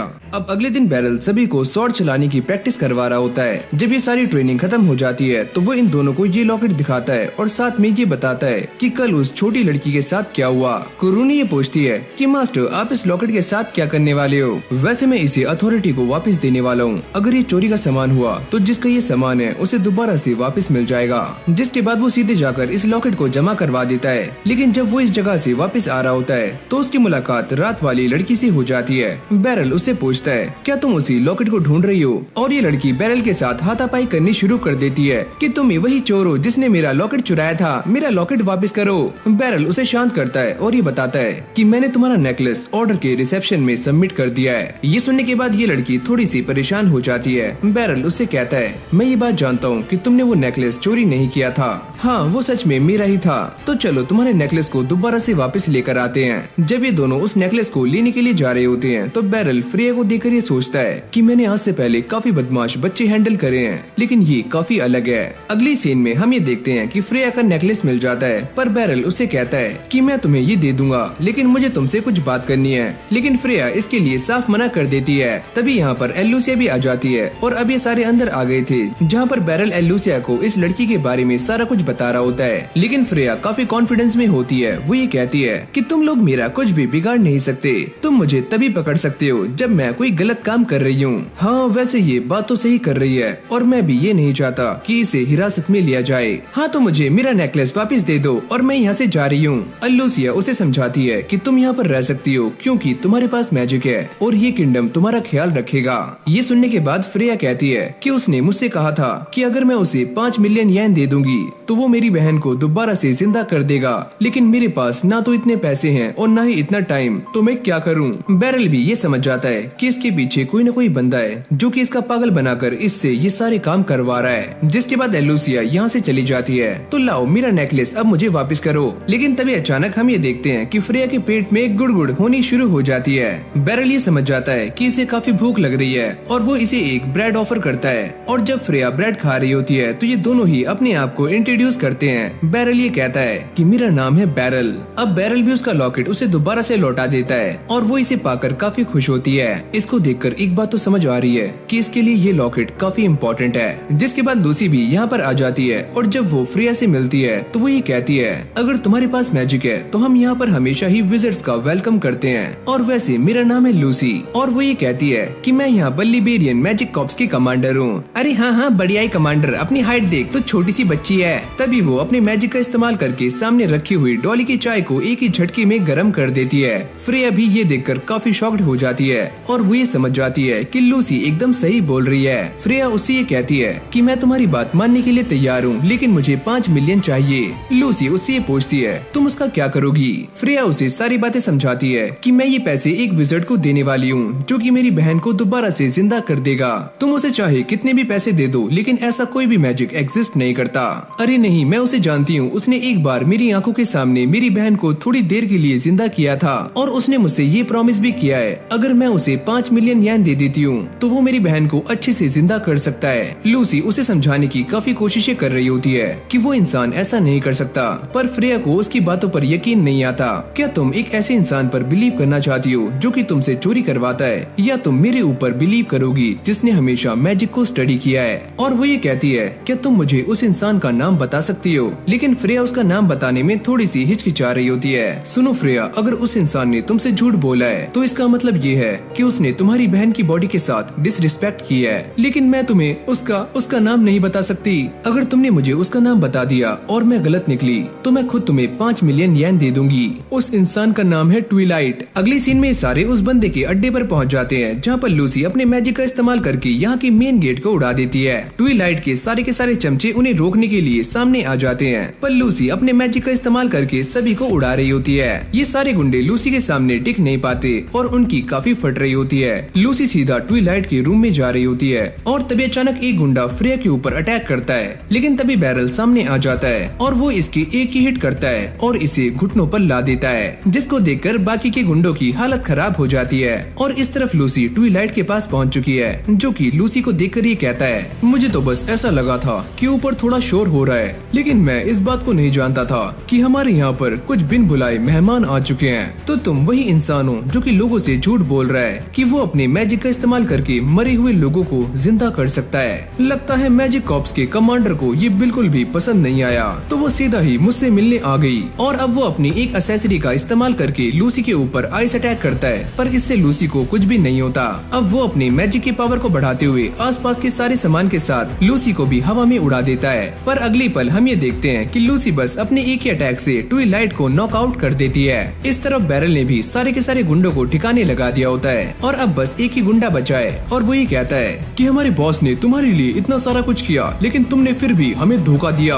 लेकिन बैरल इसकी कनपट्टी लाल करके इसे बेहोश कर देता है और लूसी भी ट्विलाइट को लेकर यहाँ पर आ जाती है। सुनो, अगर तुम पिटना नहीं चाहते तो फ्रेया के सामने सारा कुछ सच बता दो। हाँ, मैं ये बात एक्सेप्ट करता हूँ कि ऐसा मैजिक एग्जिस्ट नहीं करता। ये बातें सुनने के बाद फ्रेया को काफी दुख होता है, क्योंकि वो इस बात को जान चुकी है कि उसकी बहन को दोबारा से जिंदा नहीं किया जा सकता।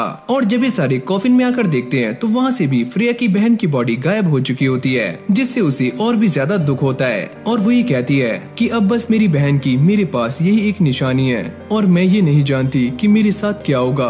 बैरल उसे कहता है कि तुम इसके बारे में चिंता मत करो, हम सारे तुम्हारा ध्यान रखेंगे। जिसके बाद ये सारे उसे लेकर अपने साथ आ जाते हैं और यहाँ तक कि सारे के सारे गुंडे भी पकड़े जा चुके हैं। लेकिन जब लूसिया इन गुंडों को लेकर यहाँ से जा रही होती है तभी अचानक यहाँ पर एक बंदा आ जाता है जो कि एक मैजिकल एक्सेसरी का इस्तेमाल करके एक स्पेल को कास्ट करता है, जिससे ट्विलाइट की बॉडी ग्लो करके फट जाती है। अब ये बंदा एक बिशप के सामने आ जाता है और उसे इस मैजिकल टूल के लिए थैंक्स करता है। बिशप अपने सामने रखी हुई इन सारी की सारी डेड बॉडीज को देखकर ये कहता है मैं इस सारे मटेरियल का इस्तेमाल करके दोबारा से द मिरेकल ऑफ गॉड को रिक्रिएट करने वाला हूँ। जब सुबह का ट्रेनिंग सेशन खत्म हो जाता है तो लूसिया बैरल के पास आती है और उससे ये कहती है कि मुझे तुमसे कुछ बात करनी है, और वो उसे लेकर खोपचे में आ जाती है। क्या तुम ये बात जानते हो कि ट्विलाइट फटकर मर चुका है और उसकी बॉडी के अंदर से एक मैजिकल एक्सेसरी मिली है जिसे मैजिकल कॉप्स स्टडी कर रहे हैं, और उन सारी डेड बॉडीज का क्या हुआ जिन्हें वो लोग इकट्ठा कर रहे थे। ये सारे छोटे मोटे गुंडे हैं, तो उन्होंने ये कहा कि वो इस बारे में कुछ भी नहीं जानते। जब ये सारी बातें खत्म हो जाती हैं तो बैरल कुरूनी को लेकर उस शॉप पे आ जाता है जहाँ पर उसने पहले इस सॉर्ड को सिलेक्ट किया था, और वो इस सॉर्ड को ले लेते हैं। और वापस आने के बाद बैरल ये नोटिस करता है कि लूसी उसका इंतजार कर रही है, और अब ये दोनों लूसी के मेंशन में आ जाते हैं। बैरल उससे ये पूछता है कि फ्रेया कैसी है और अब वो क्या कर रही है। वैसे मैं उसे मैजिकल इंस्टीट्यूट ज्वाइन करने के लिए मोटिवेट कर रही हूँ। अब अंदर आने के बाद लूसी उसे एक बंदे से मिलवाती है जो एक प्रीस्ट प्रीस्ट है और इसका नाम है हॉलमैन। लूसी ये बताती है कि ये प्रीस्ट चर्च ऑफ स्पेन से हैं। बैरल इस बात को सुनकर काफी हैरान हो जाता है कि चर्च ऑफ स्पेन के प्रीस्ट यहाँ पर क्या कर रहे हैं। जिसके बाद ये सारे ट्विलाइट की मैजिकल एक्सेसरीज के बारे में बात कर रहे होते हैं। लूसी ये बताती है कि वो सारी की सारी एक्सेसरीज स्पेन यार्ड वानिया में बनी हुई हैं। इबोनी हॉलमैन ये कहते हैं कि ये सारा कुछ एक बिशप कर रहे हैं जिनका नाम है रेवियोस, और उन्होंने ही ट्विलाइट को मैजिकल एक्सेसरीज दी थी ताकि वो डेड बॉडीज को उनके लिए कलेक्ट करे। पर बैरल को ये बात समझ नहीं आती कि एक बिशप इतनी सारी डेड बॉडीज को इकट्ठा क्यों कर रहा है। वो ये सारा कुछ इसीलिए कर रहे हैं ताकि वो एक मिरेकल कर पाए, एक ऐसा मिरेकल जिससे कि मरे हुए इंसानों को जिंदा किया जा सकता है। लेकिन मैं इस बात को नहीं मानता कि ऐसा भी कोई मैजिक एग्जिस्ट करता है। लूसी ये बताती है कि अब भी रेवियस इसी किंगडम के अंदर है और ऑर्डर का ये प्लान है कि कल उसे सबके सामने हाजिर किया जाए। लेकिन अगर एक बार वो अपने किंगडम में भाग गया तो उसे पकड़ना काफी मुश्किल हो जाएगा। इन सारी बातों को सुनने के बाद बैरल थोड़ा पैनिक हो जाता है, लेकिन तभी वो ये सोचता है कि अगर मैं इस मिशन को करता हूँ तो शायद फ्रेया अपनी बहन की डेड बॉडी से एक लास्ट बार मिल सकती है। अब बैरल ये सारा कुछ करने के लिए मान जाता है, लेकिन जब वो बाहर जा रहा होता है तभी फ्रेया यहाँ पर आ जाती है और वो ये कहती है कि तुम यहाँ पर क्या कर रहे हो? मैं तो बस यहाँ पर लूसी से बात करने के लिए आया था और तुम्हें देखकर ऐसा लग रहा है कि ये सारे लोग तुम्हारी काफी अच्छे से देखभाल कर रहे हैं, पर तुम लोग मेरे साथ इतने अच्छे क्यों हो जबकि मैंने तुम्हें नुकसान पहुँचाने की कोशिश की थी और तुम मुझे स्कूल भी भेजने का ट्राई कर रहे हो। ये सारा कुछ क्यों? बच्चों को इन सारी बातों के बारे में चिंता नहीं करनी चाहिए, तुम बस रिलैक्स रहो और मस्ती करो। जिसके बाद बैरल यहाँ से चला जाता है और अगली सीन में हम ये देखते हैं कि इस बिशप के सारे साथी सामान को लोड कर रहे होते हैं ताकि वो यहाँ से भागकर अपने किंगडम में जा सके। बैरल भी छुपकर इन सभी के ऊपर नजर बनाए हुए है और वो भी यहाँ पर रेवियोस को पकड़ने के लिए आया हुआ है। पर तभी अचानक हम ये देखते हैं कि बैरल के सामने बिशप का एक खास बंदा आ जाता है जो कि अपने साथ कुछ गार्ड्स को भी यहाँ पर लेकर आता है और वो इन सभी से कहता है कि तुम इसे जॉन से मार दो। अब ये सारे बंदे अपनी मैजिक का इस्तेमाल करते हैं और इनकी स्पीड पहले से काफी गुना बढ़ जाती है। बैरल भी ये सारा कुछ देखकर काफी पैनिक हो रहा होता है कि अब वो क्या करे, लेकिन बैरल अपनी स्किल्स का इस्तेमाल करते हुए इन सभी को पेलना शुरू कर देता है और अभी सारे बैरल को चारों तरफ से घेर लेते हैं। ये उसके ऊपर अटैक करने ही वाले होते हैं, लेकिन तभी अचानक यहाँ पर एक जोरदार मैजिकल अटैक आकर लगता है। जैसे ही ये सारा धुआं छड़ता है तो फाइस और कुरोनी भी यहाँ पर आ चुके होते हैं और अभी तीनों मिलकर इन सारे के सारे गार्ड्स को बड़ी आराम से संभाल रहे होते हैं। पर तभी हम ये देखते हैं कि जैसे इन गार्ड्स के ऊपर से मैजिक का असर कम होना शुरू होता है तो ये सारे बेहोश होने लगते हैं। इसी मौके का फायदा उठाकर बैरल अंदर आ जाता है, लेकिन तभी अचानक वो ये नोटिस करता है कि रेवियोस उसे देखकर एक मंत्र पढ़ रहा है। अब सारे के सारे मुर्दे कॉफिन से उठकर खड़े हो जाते हैं और बैरल से फाइट करने के लिए एकदम तैयार होते हैं। और जब ये उसके ऊपर अटैक्स करना शुरू करते हैं तो बैरल एक डेड बॉडी को देखकर ये समझ जाता है कि ये फ्रेया की बहन है। जैसे ही वो अपनी स्वॉर्ड का इस्तेमाल करके इन डेड बॉडीज की गर्दनों को उड़ाता है तो वो राख बनने शुरू हो जाते हैं। अब लास्ट में बैरल फ्रेया की बहन को पकड़कर उसके साथ भी यही करता है और वो भी मारी जाती है। ये सारा कुछ करने के बाद बैरल काफी इमोशनल हो जाता है और उसके हाथ में वही लॉकेट होता है जैसा कि फ्रेया के पास है। बिशप की ये सारी हरकतें देखकर बैरल को उसके ऊपर काफी गुस्सा आ रहा होता है। तभी यहाँ पर बिशप का एक खास बंदा आ जाता है जो कि अपनी पावर्स को एनहेंस करके बैरल के ऊपर एक जोरदार हिट करता है और बैरल उसके अटैक को रोकते हुए ये सोचता है कि ये इंसान तो सच में काफी स्ट्रॉन्ग है। अब ये उसे रुकाने की काफी ट्राई कर रहा होता है पर ये बंदा बैरल को इंजर्ड कर देता है और बैरल उसे देखकर ये सोचता है कि मुझे कुछ भी करके इस फाइट को जीतना है। ये सोचते ही वो इस बंदे के ऊपर एक जोरदार अटैक करता है और इसको इंजर्ड कर देता है और तभी ये बंदा एक नाइफ निकालकर अपने हाथ में घुसा लेता है जिससे इसकी पावर्स पहले से भी काफी गुना बढ़ जाती हैं और ये बैरल के ऊपर एक के बाद एक ताबड़तोड़ अटैक्स करना शुरू कर देता है। ये सारे अटैक्स बैरल को बुरी तरह से इंजर्ड कर रहे होते हैं। मैं इसके सारे अटैक्स को रोक नहीं सकता, लेकिन मेरे पास हारने का कोई भी चांस नहीं है। जिसके बाद बैरल काफी गुस्से में आकर इस बंदे की छाती को छल्ली कर देता है, लेकिन वो ये देखकर काफी शॉक था कि इतनी चोटें लगने के बाद भी अब भी ये बंदा लड़ने के लिए एकदम तैयार है। जैसे ये बैरल के ऊपर दोबारा से अटैक करता है तो इसकी बॉडी में अलग अलग जगह से ब्लड निकलना शुरू हो जाता है। बैरल इसको देखकर ही कहता है कि तुम इस हद तक क्यों जा रहे हो,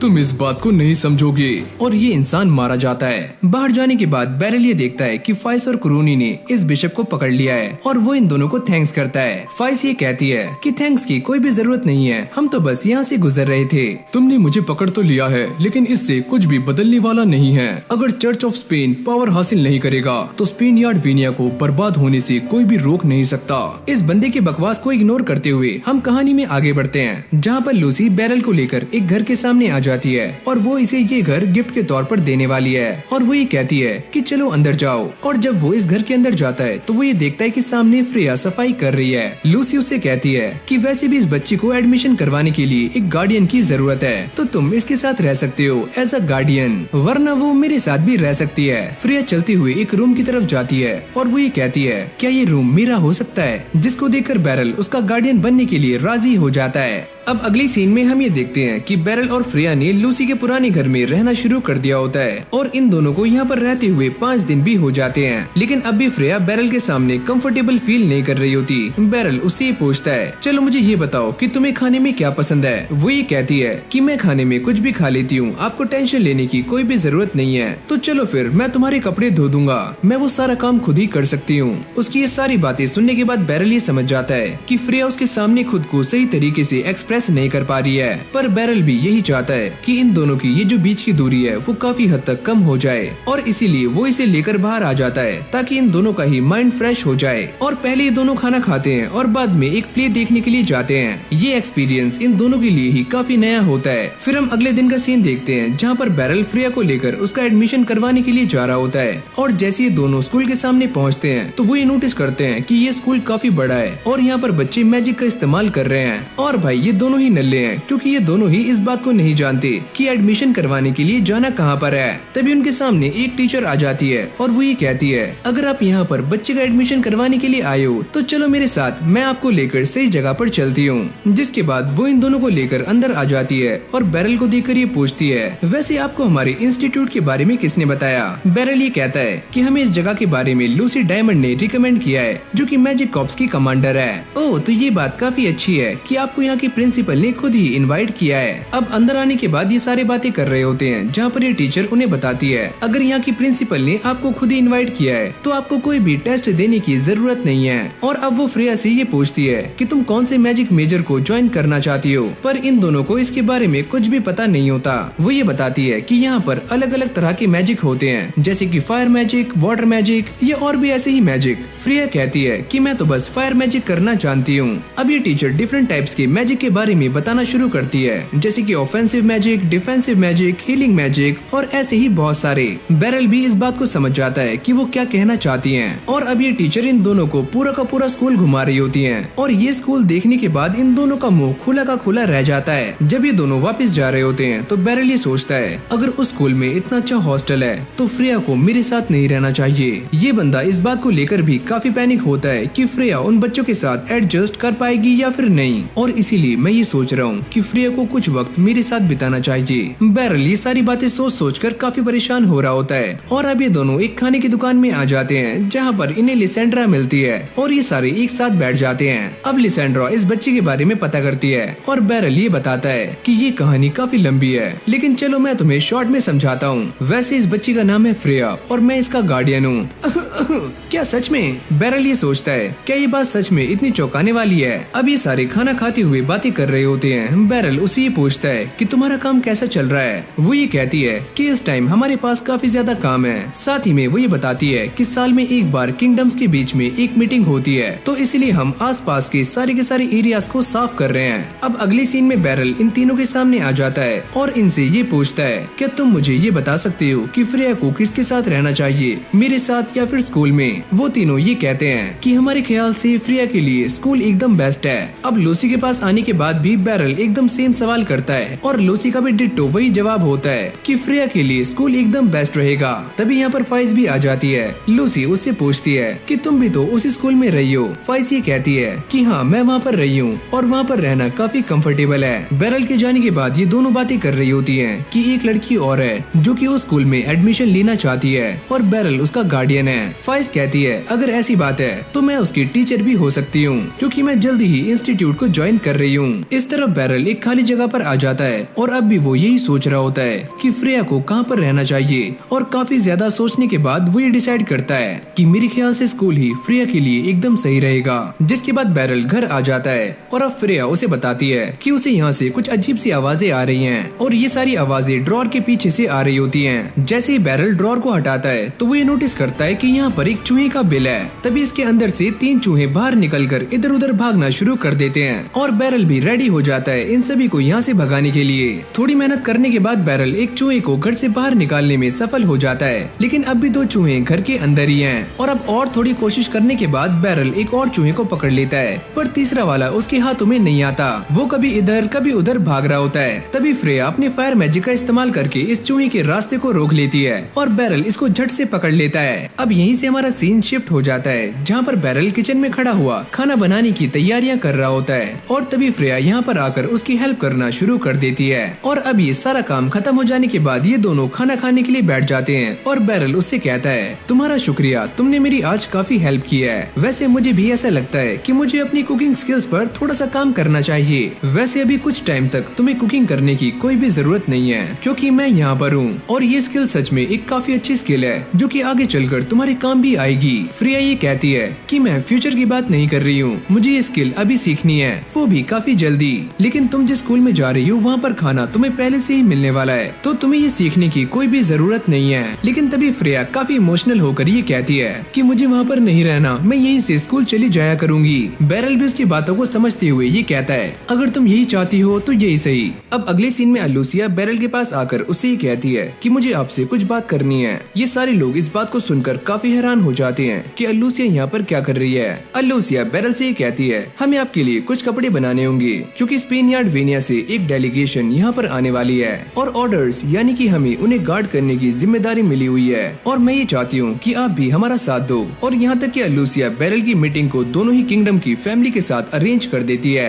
अब ये सारी बातें सुनने के बाद बैरल ना चाहते हुए भी उसकी बातों को मानने के लिए तैयार हो जाता है। घर आने के बाद बैरल ये देखता है कि उसके लिए एक पार्सल आया हुआ है और साथ में एक लेटर भी, और जब वो इसे पढ़कर देखता है तो इसके अंदर बैरल को थैंक्स किया गया होता है, लेकिन इस बात की इन्फॉर्मेशन नहीं होती कि ये पार्सल किसने भेजा है। बैरल ये सोचता है कि शायद से ये पार्सल हॉलमैन ने भेजा होगा। जब ये दोनों बैठकर खाना खा रहे होते हैं तो बैरल फ्रेया से कहता है कि कल मैं वीआईपी लोगों को गार्ड करने वाला हूँ, जिसके लिए मुझे कुछ कपड़े चाहिए, तो मैं अलूसिया के साथ कल शॉपिंग पे जा रहा हूँ। बैरल उसे पूछता है कि तुम भी हमारे साथ चलोगी, लेकिन फ्रेया उसे साफ मना कर देती है। अब अगली सुबह ये दोनों शॉपिंग करने के लिए तैयार हो जाते हैं, लेकिन कुरूनी और ड्रॉट्स उनके ऊपर नजर रख रहे होते हैं, क्योंकि कुरूनी को ऐसा लगता है कि ये दोनों डेट कर रहे हैं। इस तरफ शॉप में आने के बाद अलूसिया बैरल को अलग अलग तरह के कपड़े दिखा रही होती है, जो कि बैरल को बिल्कुल भी पसंद नहीं आते, जिसके बाद वो खुद ही अपने लिए एक ड्रेस को सेलेक्ट कर लेता है। पर अलूसिया को ये ड्रेस रत्ती भर भी पसंद नहीं आती, लेकिन भाई बैरल अलूसिया का सेंस है तो उसे ये बात माननी पड़ जाती है।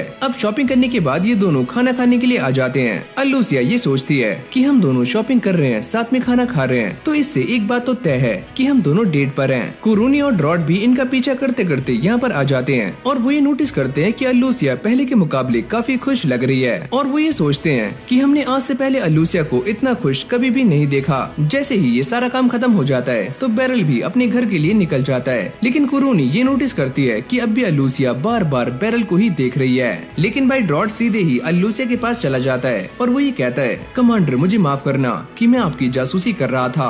अरे कोई बात नहीं, तुमने ऐसा कुछ भी नहीं देखा जिससे कि मैं एम्बेरस फील करूं। कमांडर मैं आपसे ये जानना चाहता हूँ कि मास्टर बैरल आपके लिए क्या है। और अब यहीं से हमारा सीन शिफ्ट हो जाता है, जहाँ पर ये दोनों कल रात के इंसिडेंट को लेकर बातें कर रहे होते हैं। कुरूनी ये कहती है, मुझे माफ करना कि कल रात मैं वहाँ से भाग गई। अरे तुम चिंता मत करो, वैसे मैंने कमांडर को ये नहीं बताया है कि कल तुम भी मेरे साथ थी। और तभी अलूसिया भी यहाँ पर आ जाती है और फिर हमें कल रात का एक फ्लैशबैक दिखाया जाता है, जहाँ पर अलूसिया ने ये कहा था कि मैं बस मास्टर को खुश करना चाहती हूँ। इस तरफ वो ड्रॉट को ये बता रही होती है कि आज मैं मास्टर बैरल को चैलेंज करने वाली हूँ, जिससे सभी को ये पता चल जाएगा कि मास्टर बैरल कितने कैपेबल हैं। फिर जैसे ही बैरल ट्रेनिंग हॉल में आता है तो अलूसिया उसे फाइट के लिए चैलेंज कर देती है और बैरल को भी ऐसा लगता है कि ये बस ट्रेनिंग का ही एक पार्ट है और वो भी इसके लिए मान जाता है। और अब ये दोनों एक दूसरे के आमने सामने खड़े होते हैं। बैरल अलूसिया को देखकर ये सोचता है कि मुझे इस लड़की से फाइट किए हुए काफी लंबा अरसा हो चुका है और अब ये ऑर्डर की कमांडर भी बन चुकी है। अगर इसने मेरे ऊपर पूरी ताकत से अटैक किया तो ऐसा भी हो सकता है कि मैं हार जाऊं। वैसे मास्टर यहाँ पर सारे के सारे लोग मुझे लाइटनिंग फास्ट अलूसिया के नाम से जानते हैं। अब जैसे ये फाइट स्टार्ट होती है तो अलूसिया बैरल के ऊपर एक जोरदार अटैक करती है और बैरल भी ये देखकर काफी शॉक्ड हो जाता है, क्योंकि सच में ये अटैक काफी तेज था। और अब वो बार बार बैरल के ऊपर अटैक कर रही होती है, लेकिन बैरल भी उसके अटैक को डॉज कर रहा होता है। अलूसिया काफी सीरियस होकर ये कहती है कि आज से पहले किसी ने भी मेरे तीनों अटैक्स को ब्लॉक नहीं किया है। ये बोलने के बाद वो दोबारा से बैरल के ऊपर अटैक कर देती है और बैरल भी ये समझ जाता है कि मैं इसके अटैक को ज्यादा देर तक रोक नहीं सकता। जिसके बाद वो भी अल्लूसिया के ऊपर हमले करना शुरू कर देता है, पर उसकी स्पीड काफी ज्यादा होती है तो बैरल का एक भी अटैक उसको नहीं लगता। बैरल अब बैकफुट पर आ जाता है। अल्लूसिया उससे कहती है कि आज मैं आपके सामने वो सारी स्किल्स दिखा रही हूँ जो कि मैंने आपको छोड़ने के बाद सीखी थी। तुम्हारी ये स्किल्स तो काफी कमाल की हैं। अल्लूसिया अब दोबारा से बैरल के ऊपर अटैक्स करना शुरू करती है, लेकिन बैरल भी उसके फाइटिंग स्टांस को समझ जाता है और वो ये सोचता है कि मैं इसे फेयर फाइट में हरा नहीं सकता।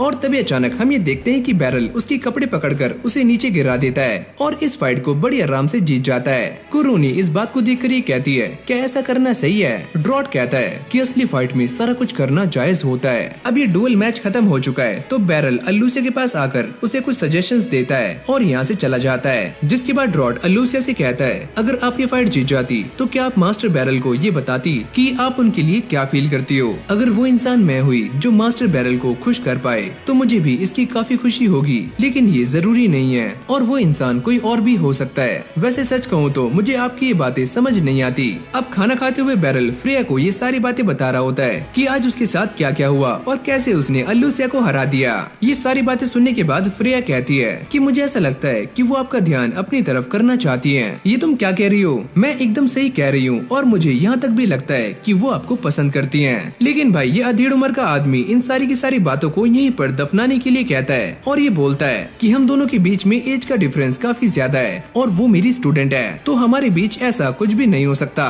फ्रेया एक वियर्ड सा फेस बनाकर ये कहती है अरे हाँ हाँ अंकल मान गई, तुम बस ऐसी ही बेकार की बातों में लगे रहो और तुम्हारी उम्र भी निकल जाएगी। अब ऐसे ही कुछ दिन बीत जाते हैं जहाँ पर बैरल और फ्रेया खाना खा रहे होते हैं और भाई बैरल मस्ती से अपनी ड्रिंक को एंजॉय कर रहा होता है। फ्रेया उससे कहती है कि तुम्हें ये ड्रिंक काफी पसंद है ना, और वो देखो तुम्हारा कप टूटा हुआ है। अरे कोई बात नहीं, ये अब भी सही है, मैं इसके अंदर से ड्रिंक कर सकता हूँ। अब फ्रेया बैरल को वो सारा सामान दिखा रही होती है जो कि उसे स्कूल से मिला है, यानी कि यूनिफॉर्म और ये बुक्स। क्या तुम्हें वहाँ से कोई स्कूल बैग नहीं मिला? और वो इस चीज के लिए मना करती है और साथ में ये भी कहती है कि उसे किसी भी स्कूल बैग की जरूरत नहीं है। यहाँ एडवेंचरर गिल्ड में लिसेंड्रा को भी एक न्यू मिशन मिल चुका है, लेकिन ये मिशन बाकी मिशन से काफी अजीब होता है तो लिसेंड्रा भी इस बात को लेकर थोड़ी सी कंफ्यूज होती है कि वो इस मिशन को करे या फिर ना करे। बैरल भी एक बैग की शॉप में आ जाता है और वो ये कहता है कि मुझे एक बैग चाहिए। अगर तुम इस टाइम बैग लेने के लिए आए हो तो इसका मतलब तुम्हारा बच्चा मैजिकल इंस्टीट्यूट में एडमिशन ले रहा है, क्यों है ना? जिसके बाद वो बैरल को ये सारे बैग्स रिकमेंड करता है और बैरल को भी एक बैग पसंद आ जाता है। वैसे इसका प्राइस क्या है? अरे मालिक ये बस 95,000 का है। क्या 95,000? अगर ये वाला आपके बजट में नहीं है तो मैं आपको बाकी भी दिखा सकता हूँ जो काफी सस्ते हैं। लेकिन बैरल को भी ये सस्ते वाले बैग्स पसंद नहीं आते।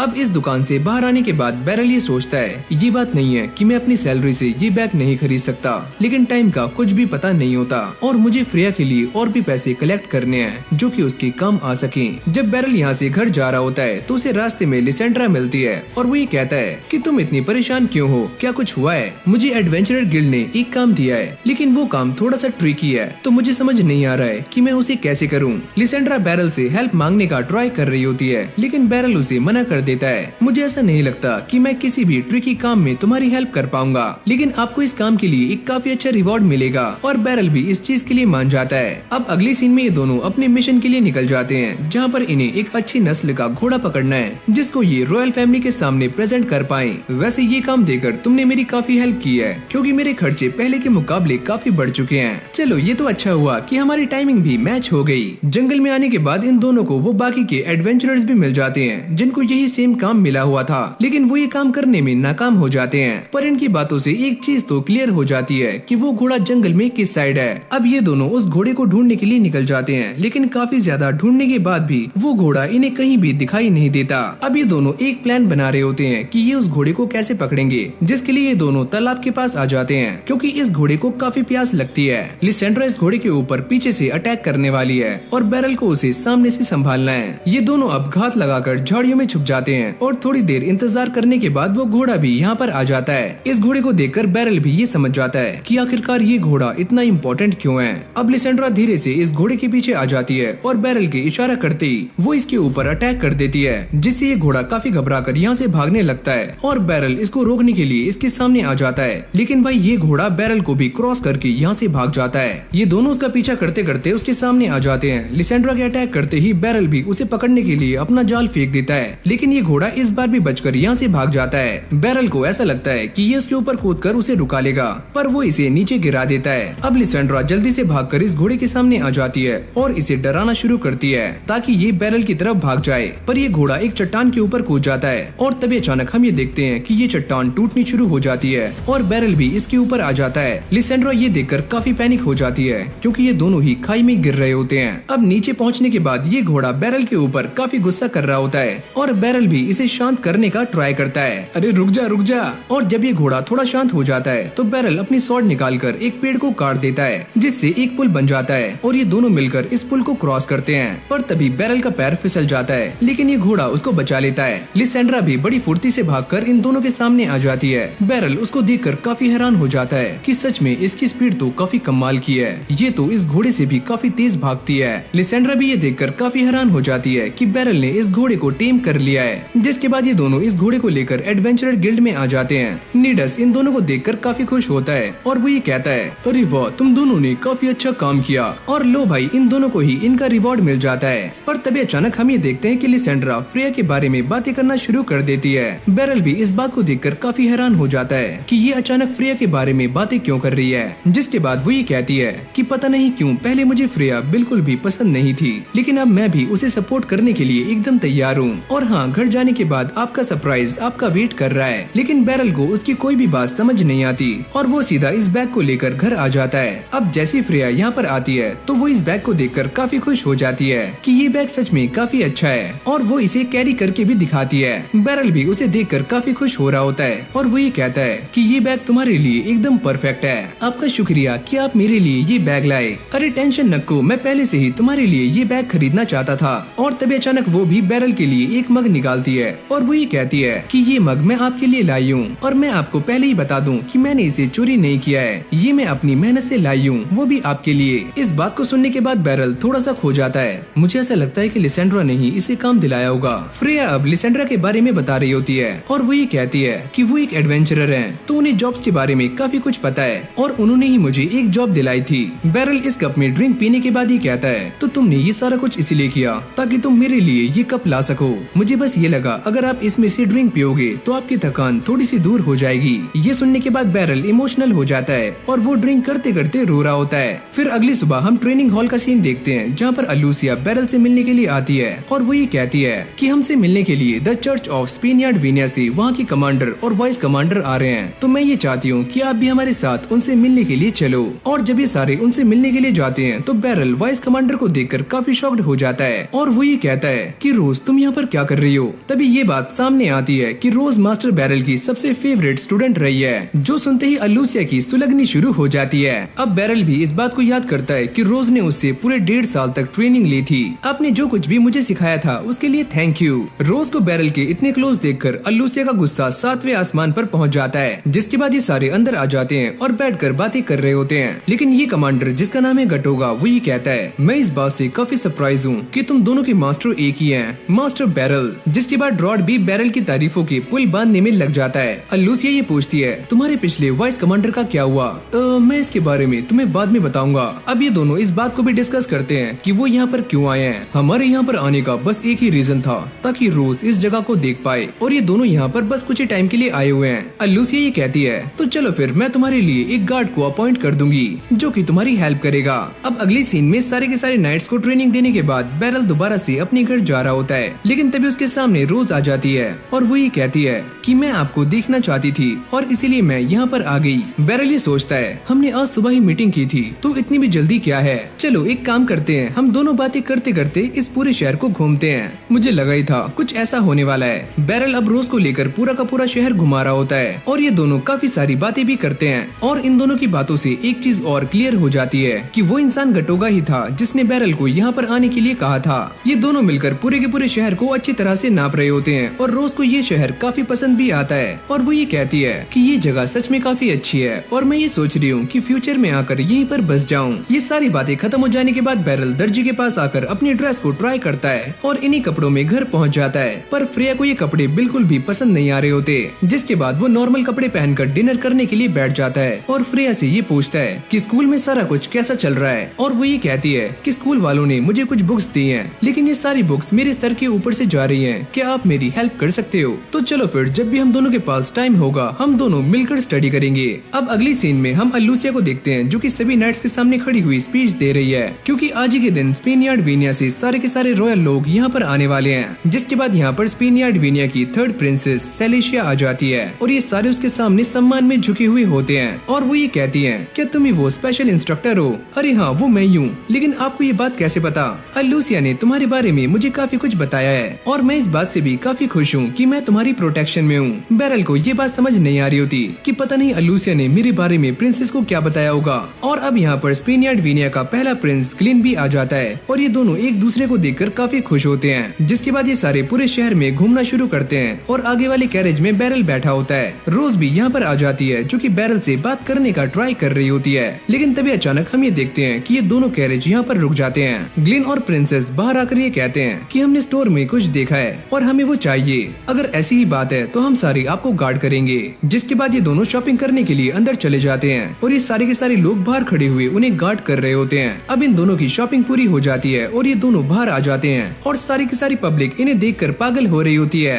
लेकिन अंदर बैठने से पहले गटोगा प्रिंस से ये कहता है, योर हाइनेस आज के बाद ऐसा मत करना। पर तभी अचानक बैरल भीड़ में एक चीज को देखकर काफी पैनिक हो जाता है और अगली पल वो चीज उसकी आंखों से ओझल हो जाती है। मुझे ऐसा लगता है कि ये बस मेरी इमेजिनेशन है। अब अगली सीन में हम ये देखते हैं कि ये सारे के सारे अपने डेस्टिनेशन पर पहुंच चुके हैं। बैरल अलूसिया से कहता है कि मैं तुमसे कुछ बात कर सकता हूँ। जिसके बाद वो इन दोनों को सारी की सारी बातें बताता है जो कि उसने भीड़ में महसूस की थी और वो ये कहता है कि मैं गलत भी हो सकता हूँ। मैं इस बात को लेकर पूरा श्योर नहीं हूँ। ड्रॉट ये बात सुनने के बाद सभी गार्ड्स को इन्फॉर्म करने के लिए चला जाता है। यहाँ पर सारे के सारे लोग प्रिंस और प्रिंसेस को अपने सामने देखकर काफी खुश हो रहे होते हैं। पर तभी अचानक कुछ बंदे उनके ऊपर अटैक करने के लिए चारों तरफ से आ रहे होते हैं और ये सारे भी उनसे फाइट करने के लिए एकदम तैयार हो जाते हैं। लेकिन तभी अचानक बैरल ये नोटिस करता है कि सामने से कुछ असैसियन यहाँ पर आ रहे हैं। ओह नो, ये सब कहाँ से आए? अलूसिया गार्ड से कहती है कि तुम इन्हें लेकर अंदर जाओ। फिर चारों तरफ धुआं ही धुआं हो जाता है और तभी एक असैसियन बैरल के ऊपर अटैक करता है और बैरल इसके अटैक को डॉज करते हुए ये सोचता है कि इसके डैगर में तो पॉइजन लगा हुआ है, सारे लोग चौकन्ने हो जाओ।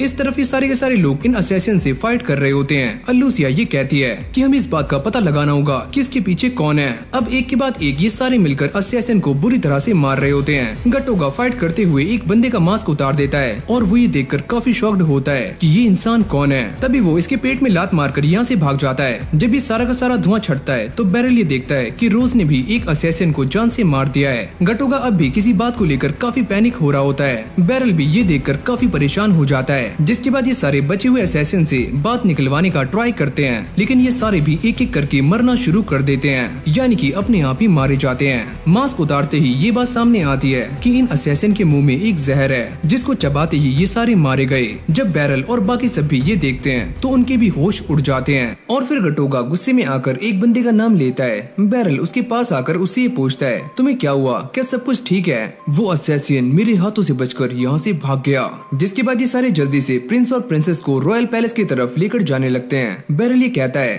अलूसिया अब तुम क्या करने वाली हो? ये बात तो मैं भी नहीं जानती कि हमें अब क्या करना है, लेकिन मैंने उन असैसिन को पकड़ने का ऑर्डर दे दिया है जो कि हमसे बचकर भागे हैं। बैरल ये सोचता है आज जो कुछ भी हुआ उससे कल का टूर पक्का कैंसिल होने वाला है। अगली सीन में ये सारे बैरल को ये बताते हैं कि प्रिंस और प्रिंसेस की सिक्योरिटी को और भी ज्यादा टाइट कर दिया गया है। गटोगा ये कहता है, हम जल्दी ही हायर्स के साथ मीटिंग करने के लिए जा रहे हैं। अभी सारी बातें डिसाइड होने के बाद बैरल और रोज अपने अपने रास्ते निकल जाते हैं और बैरल भी अपने घर आ जाता है। पर वो ये देखता है कि लूसी यहाँ पर उसका पहले से ही इंतजार कर रही है और जब ये दोनों बातें करना शुरू करते हैं तो फ्रेया यहाँ से उठकर चली जाती है और वो ये कहती है कि मैं बस आधे घंटे में आई। उसके जाते ही लूसी फ्रेया की तारीफें करती है कि ये लड़की सच में काफी समझदार है। बैरल उसे पूछता है, तुम मुझे ये बताओ कि मैजिक कॉप्स सिक्योरिटी का हिस्सा क्यों नहीं थे?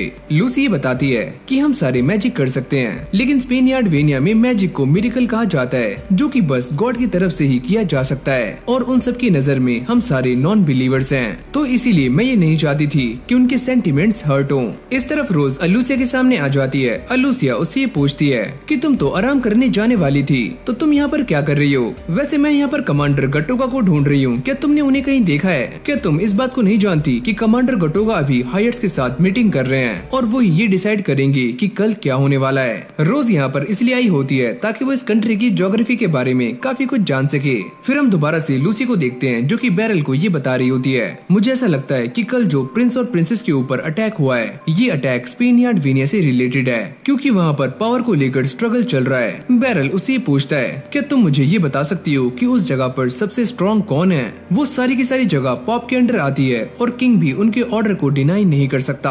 और अगर मैं बात करूं पॉलिटिकल पावर्स की, तो वो सारी पावर्स किंग के हाथों में होती हैं। बैरल ये सोचता है अगर वो सारे प्रिंस ग्लेन को जान से मार भी देते हैं तो उनकी जगह पर एक और नया प्रिंस आ जाएगा और इससे कुछ भी चेंज होने वाला नहीं है। यहाँ पर लूसी और रोज के बीच में न जाने क्या क्या बातें चल रही होती हैं और जब इन दोनों की सारी बातें खत्म हो जाती हैं तो ये मास्टर बैरल के बारे में बातें करना शुरू कर देते हैं। पर तभी अचानक उनकी नजर एक बच्चे के ऊपर जाती है जो काफी परेशान था।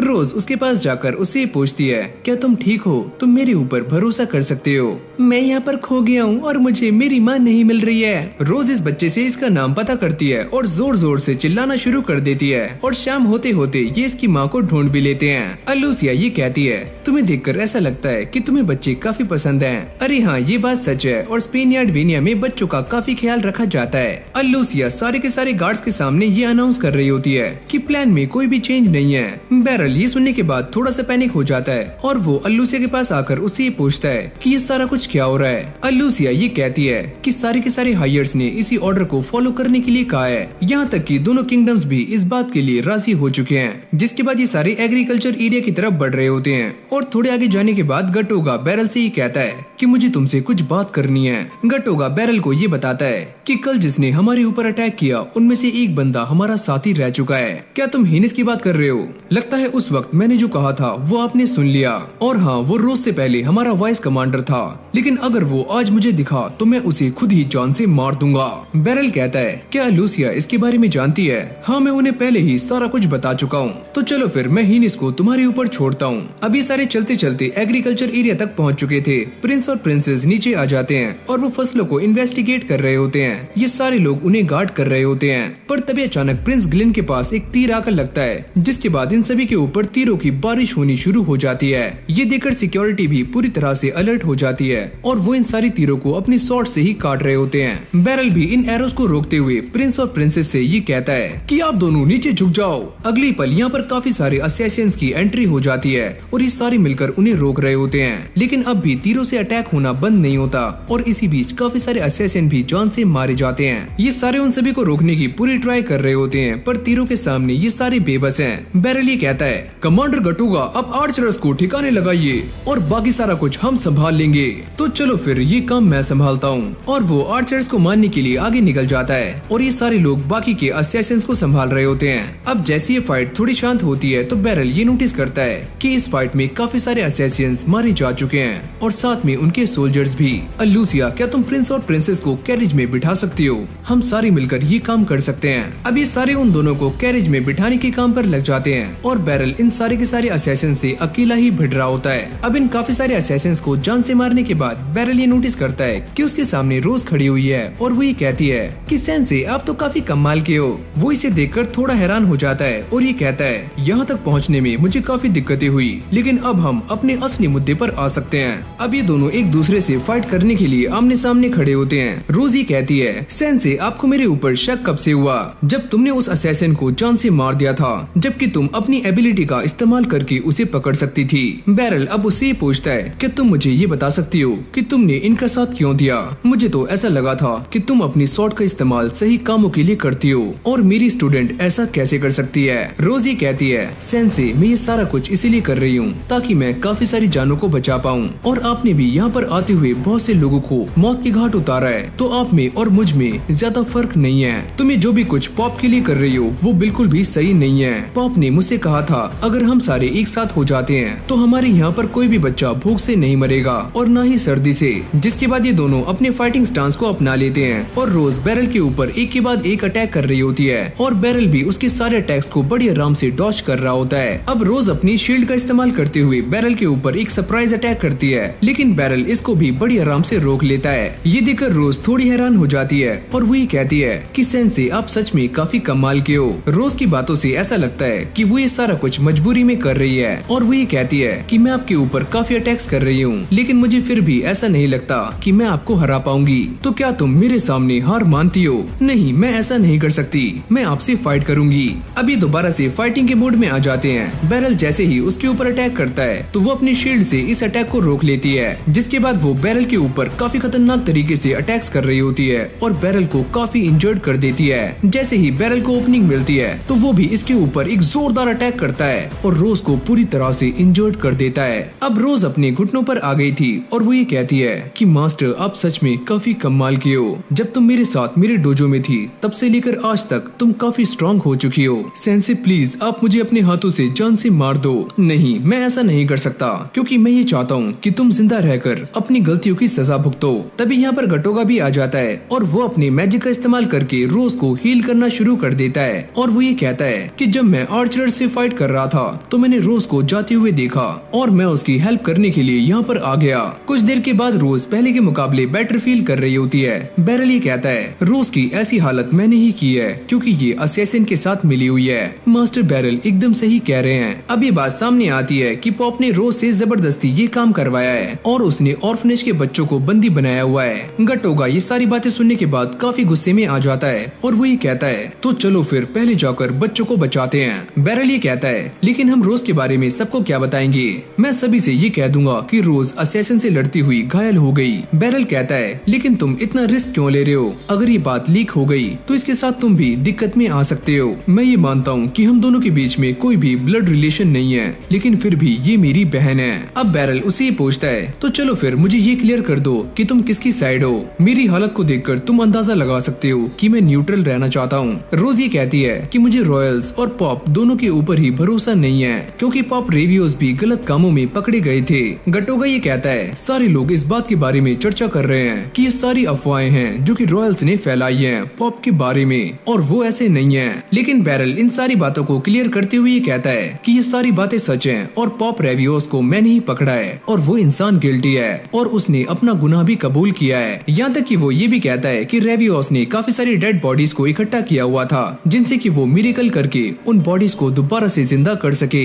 ये सारी बातें सुनने के बाद रोज काफी शॉक्ड हो जाती है। इसका मतलब जो पॉप ने मुझसे कहा था वो सारा कुछ झूठ है। बैरल उससे कहता है कि वो पॉप के बारे में ज्यादा कुछ नहीं जानता कि वो एक अच्छा इंसान है या फिर नहीं, लेकिन हाँ मैं एक चीज जरूर कहूंगा कि तुम्हें उन्हें लेकर एक बार दोबारा से सोचना चाहिए और मुझे तुम्हारे ऊपर बिलीव है कि तुम मेरी सिखाई हुई चीजों को फ्यूचर में अच्छे कामों के लिए इस्तेमाल करोगी। ये सारी बातें सुनने के बाद रोज भी इमोशनल हो जाती है और वो ये कहती है कि सेंसे मैं अभी मरना नहीं चाहती और मैं जस्टिस को अपनी आंखों से देखना चाहती हूँ। तभी गटोगा उसे अपने हाथों में उठा लेता है और वो ये कहता है कि मास्टर बैरल अब आप भी इसके अंदर फंस चुके हो। अरे यार तुम चिंता मत करो, मैं इसके बारे में किसी को भी नहीं बताऊंगा। अब अगले सीन में बैरल इन सभी के पास आकर इन्हें ये बताता है कि रोज असैसिन से फाइट करते करते इंजर्ड हो गई तो गटोगा उसका इलाज करवाने के लिए उसे अपने साथ लेकर गया है। फिर यहीं से हमारी कहानी कुछ दिनों आगे शिफ्ट हो जाती है जहाँ पर ये सारे ट्रेनिंग हॉल में बैठे हुए होते हैं। तभी उनके पास किंग की तरफ से एक लेटर आता है जिसमें उन्होंने अल्लूसिया की काफी तारीफें की होती हैं और साथ में ये भी लिखा होता है कि उन्होंने अल्लूसिया और बैरल को डिनर के लिए इनवाइट किया है। ये सुनने के बाद बैरल का मुंह खुला का खुला रह जाता है। कुरूनी और ड्रॉट ये सुनने के बाद काफी खुश हो जाते हैं, लेकिन बैरल ये कहता है क्या मैं इस चीज के लिए डिनाई कर सकता हूँ। अल्लूसिया उसे मना करती है कि वो ऐसे नहीं कर सकता और मैंने आज से पहले किसी को भी किंग की रिक्वेस्ट को डिनाई करते हुए नहीं देखा। अगली सीन में हम ये देखते हैं कि बैरल की हालत काफी खराब होती है और वो ये सोचता है ये मैं कहाँ पर आ गया, क्योंकि उसके सामने किंगडम के काफी पावरफुल लोग बैठे हुए होते हैं जिनको देखकर बैरल की थोड़ी सी फट रही होती है। यहाँ पर ये सारे के सारे लोग किंग का ही वेट कर रहे होते हैं और अगले पल वो भी यहाँ पर आ जाते हैं। अल्लूसिया उनसे कहती है कि आपने हमें यहाँ पर इनवाइट किया उसके लिए शुक्रिया। अरे शुक्रिया तो मुझे तुम दोनों का करना चाहिए क्योंकि तुमने मेरी बेटी की जान बचाई है। वो भी इन दोनों को यहाँ पर देखकर काफी खुश होती है, जिसके बाद ये सारे खाना पीना शुरू कर देते हैं और काफी मस्ती कर रहे होते हैं। वैसे बैरल मुझे तुम्हारे बारे में ये पता लगा है कि तुमने असैसिन को मारने में काफी इम्पोर्टेंट रोल निभाया है। अरे हाँ पापा, ये इंसान काफी स्ट्रॉन्ग है और जैसे जैसे एनिमीज आते जा रहे थे इन्होंने उन सभी को गाजर मूली की तरह काट दिया। मुझे भी ऐसा ही लगता है कि बैरल को स्पेशल इंस्ट्रक्टर बनाना मेरा सही फैसला था। अब ये सारे ऐसे ही बातें कर रहे होते हैं और किंग इन सभी को बताते हैं ये बात अभी तक पब्लिक नहीं हुई है, लेकिन मेरी बेटी की शादी प्रिंस ग्लिन के साथ होने वाली है, जिसके बाद ये यहाँ से स्पेनियार्ड वेनिया चली जाएगी और मैं ये सोच रहा हूँ कि मैं इसके साथ एक रॉयल गार्ड को भी वहाँ पर भेज दूँ। फिर किंग बैरल को देखते हुए ये पूछते हैं अगर तुम्हें मेरा आइडिया पसंद आया हो क्या तुम वहाँ पर जाना चाहोगे। ये सुनते ही बैरल के पसीने छूटने शुरू हो जाते जाते हैं। लूसिया किंग को समझाती है कि बैरल हमारे रॉयल नाइट्स के लिए काफी इम्पोर्टेंट है। अगर मास्टर बैरल यहाँ से चले जाएंगे तो हमारा किंगडम भी काफी कमजोर पड़ सकता है। अगर तुम ये बात कह रही हो तो ये बात सच्ची होगी। और बैरल, मैंने यहाँ तक भी सुना है कि सारे लोग तुम्हें मास्टर स्वॉर्ड्समैन कहते हैं। लूसिया ये सारा कुछ देखकर काफी इमोशनल हो जाती है कि किंग बैरल को एक्नॉलेज कर रहे हैं। अब अगले सीन में बैरल दोबारा से अपने घर आ जाता है और किंग से मिले हुए गिफ्ट को फ्रेया को दिखाता है और वो भी इसे देखकर काफी खुश हो जाती है। जिसके बाद हम ये देखते हैं कि बैरल ने इस गिफ्ट को अपने डैड के पास पहुंचवा दिया होता है और साथ में एक लेटर भी होता है। जैसे ही रेंड्रेड इसे पढ़ता है तो इसके अंदर ये लिखा हुआ था कि किंग ने बैरल को मास्टर स्वॉर्ड्समैन कहा है। जो सुनने के बाद उसके डैड कहते हैं, आखिरकार ये सारा कुछ मेरे बच्चे के ऊपर ही डिपेंड करता है और मुझे इस बात की आशा है कि वो आगे चलकर एक लेजेंडरी स्वॉर्ड मास्टर जरूर बनेगा। तो लो भाई, इसी के साथ हमारे इस एनिमे का सीजन 1 यहीं पर एंड हो जाता है। अगर आपको ये वाली वीडियो अच्छी लगी हो तो वीडियो को लाइक करके चैनल को सब्सक्राइब करना मत भूलना। और हम धीरे धीरे करके अपने चैनल पर सारी की सारी एनिमे कवर करते जा रहे हैं, तो गाइज अपना सपोर्ट दिखाओ। बाकी आपको ये एनिमे कैसी लगी मुझे कमेंट में जरूर से बताना। और हाँ यार, आप सब भी मुझे कमेंट सेक्शन में ये बता सकते हो कि मुझे अगली एनिमे कौन सी बनानी चाहिए, क्योंकि मैं ये ट्राई करता हूँ कि मैं आप सभी के कमेंट्स को रीड करूँ। तो चलो फिर आज इस वीडियो को यहीं पर एंड करते हैं और मैं मिलता हूँ आपसे एक और न्यू फ्रेश वीडियो के साथ। तब तक के लिए keep watching and keep supporting anisole.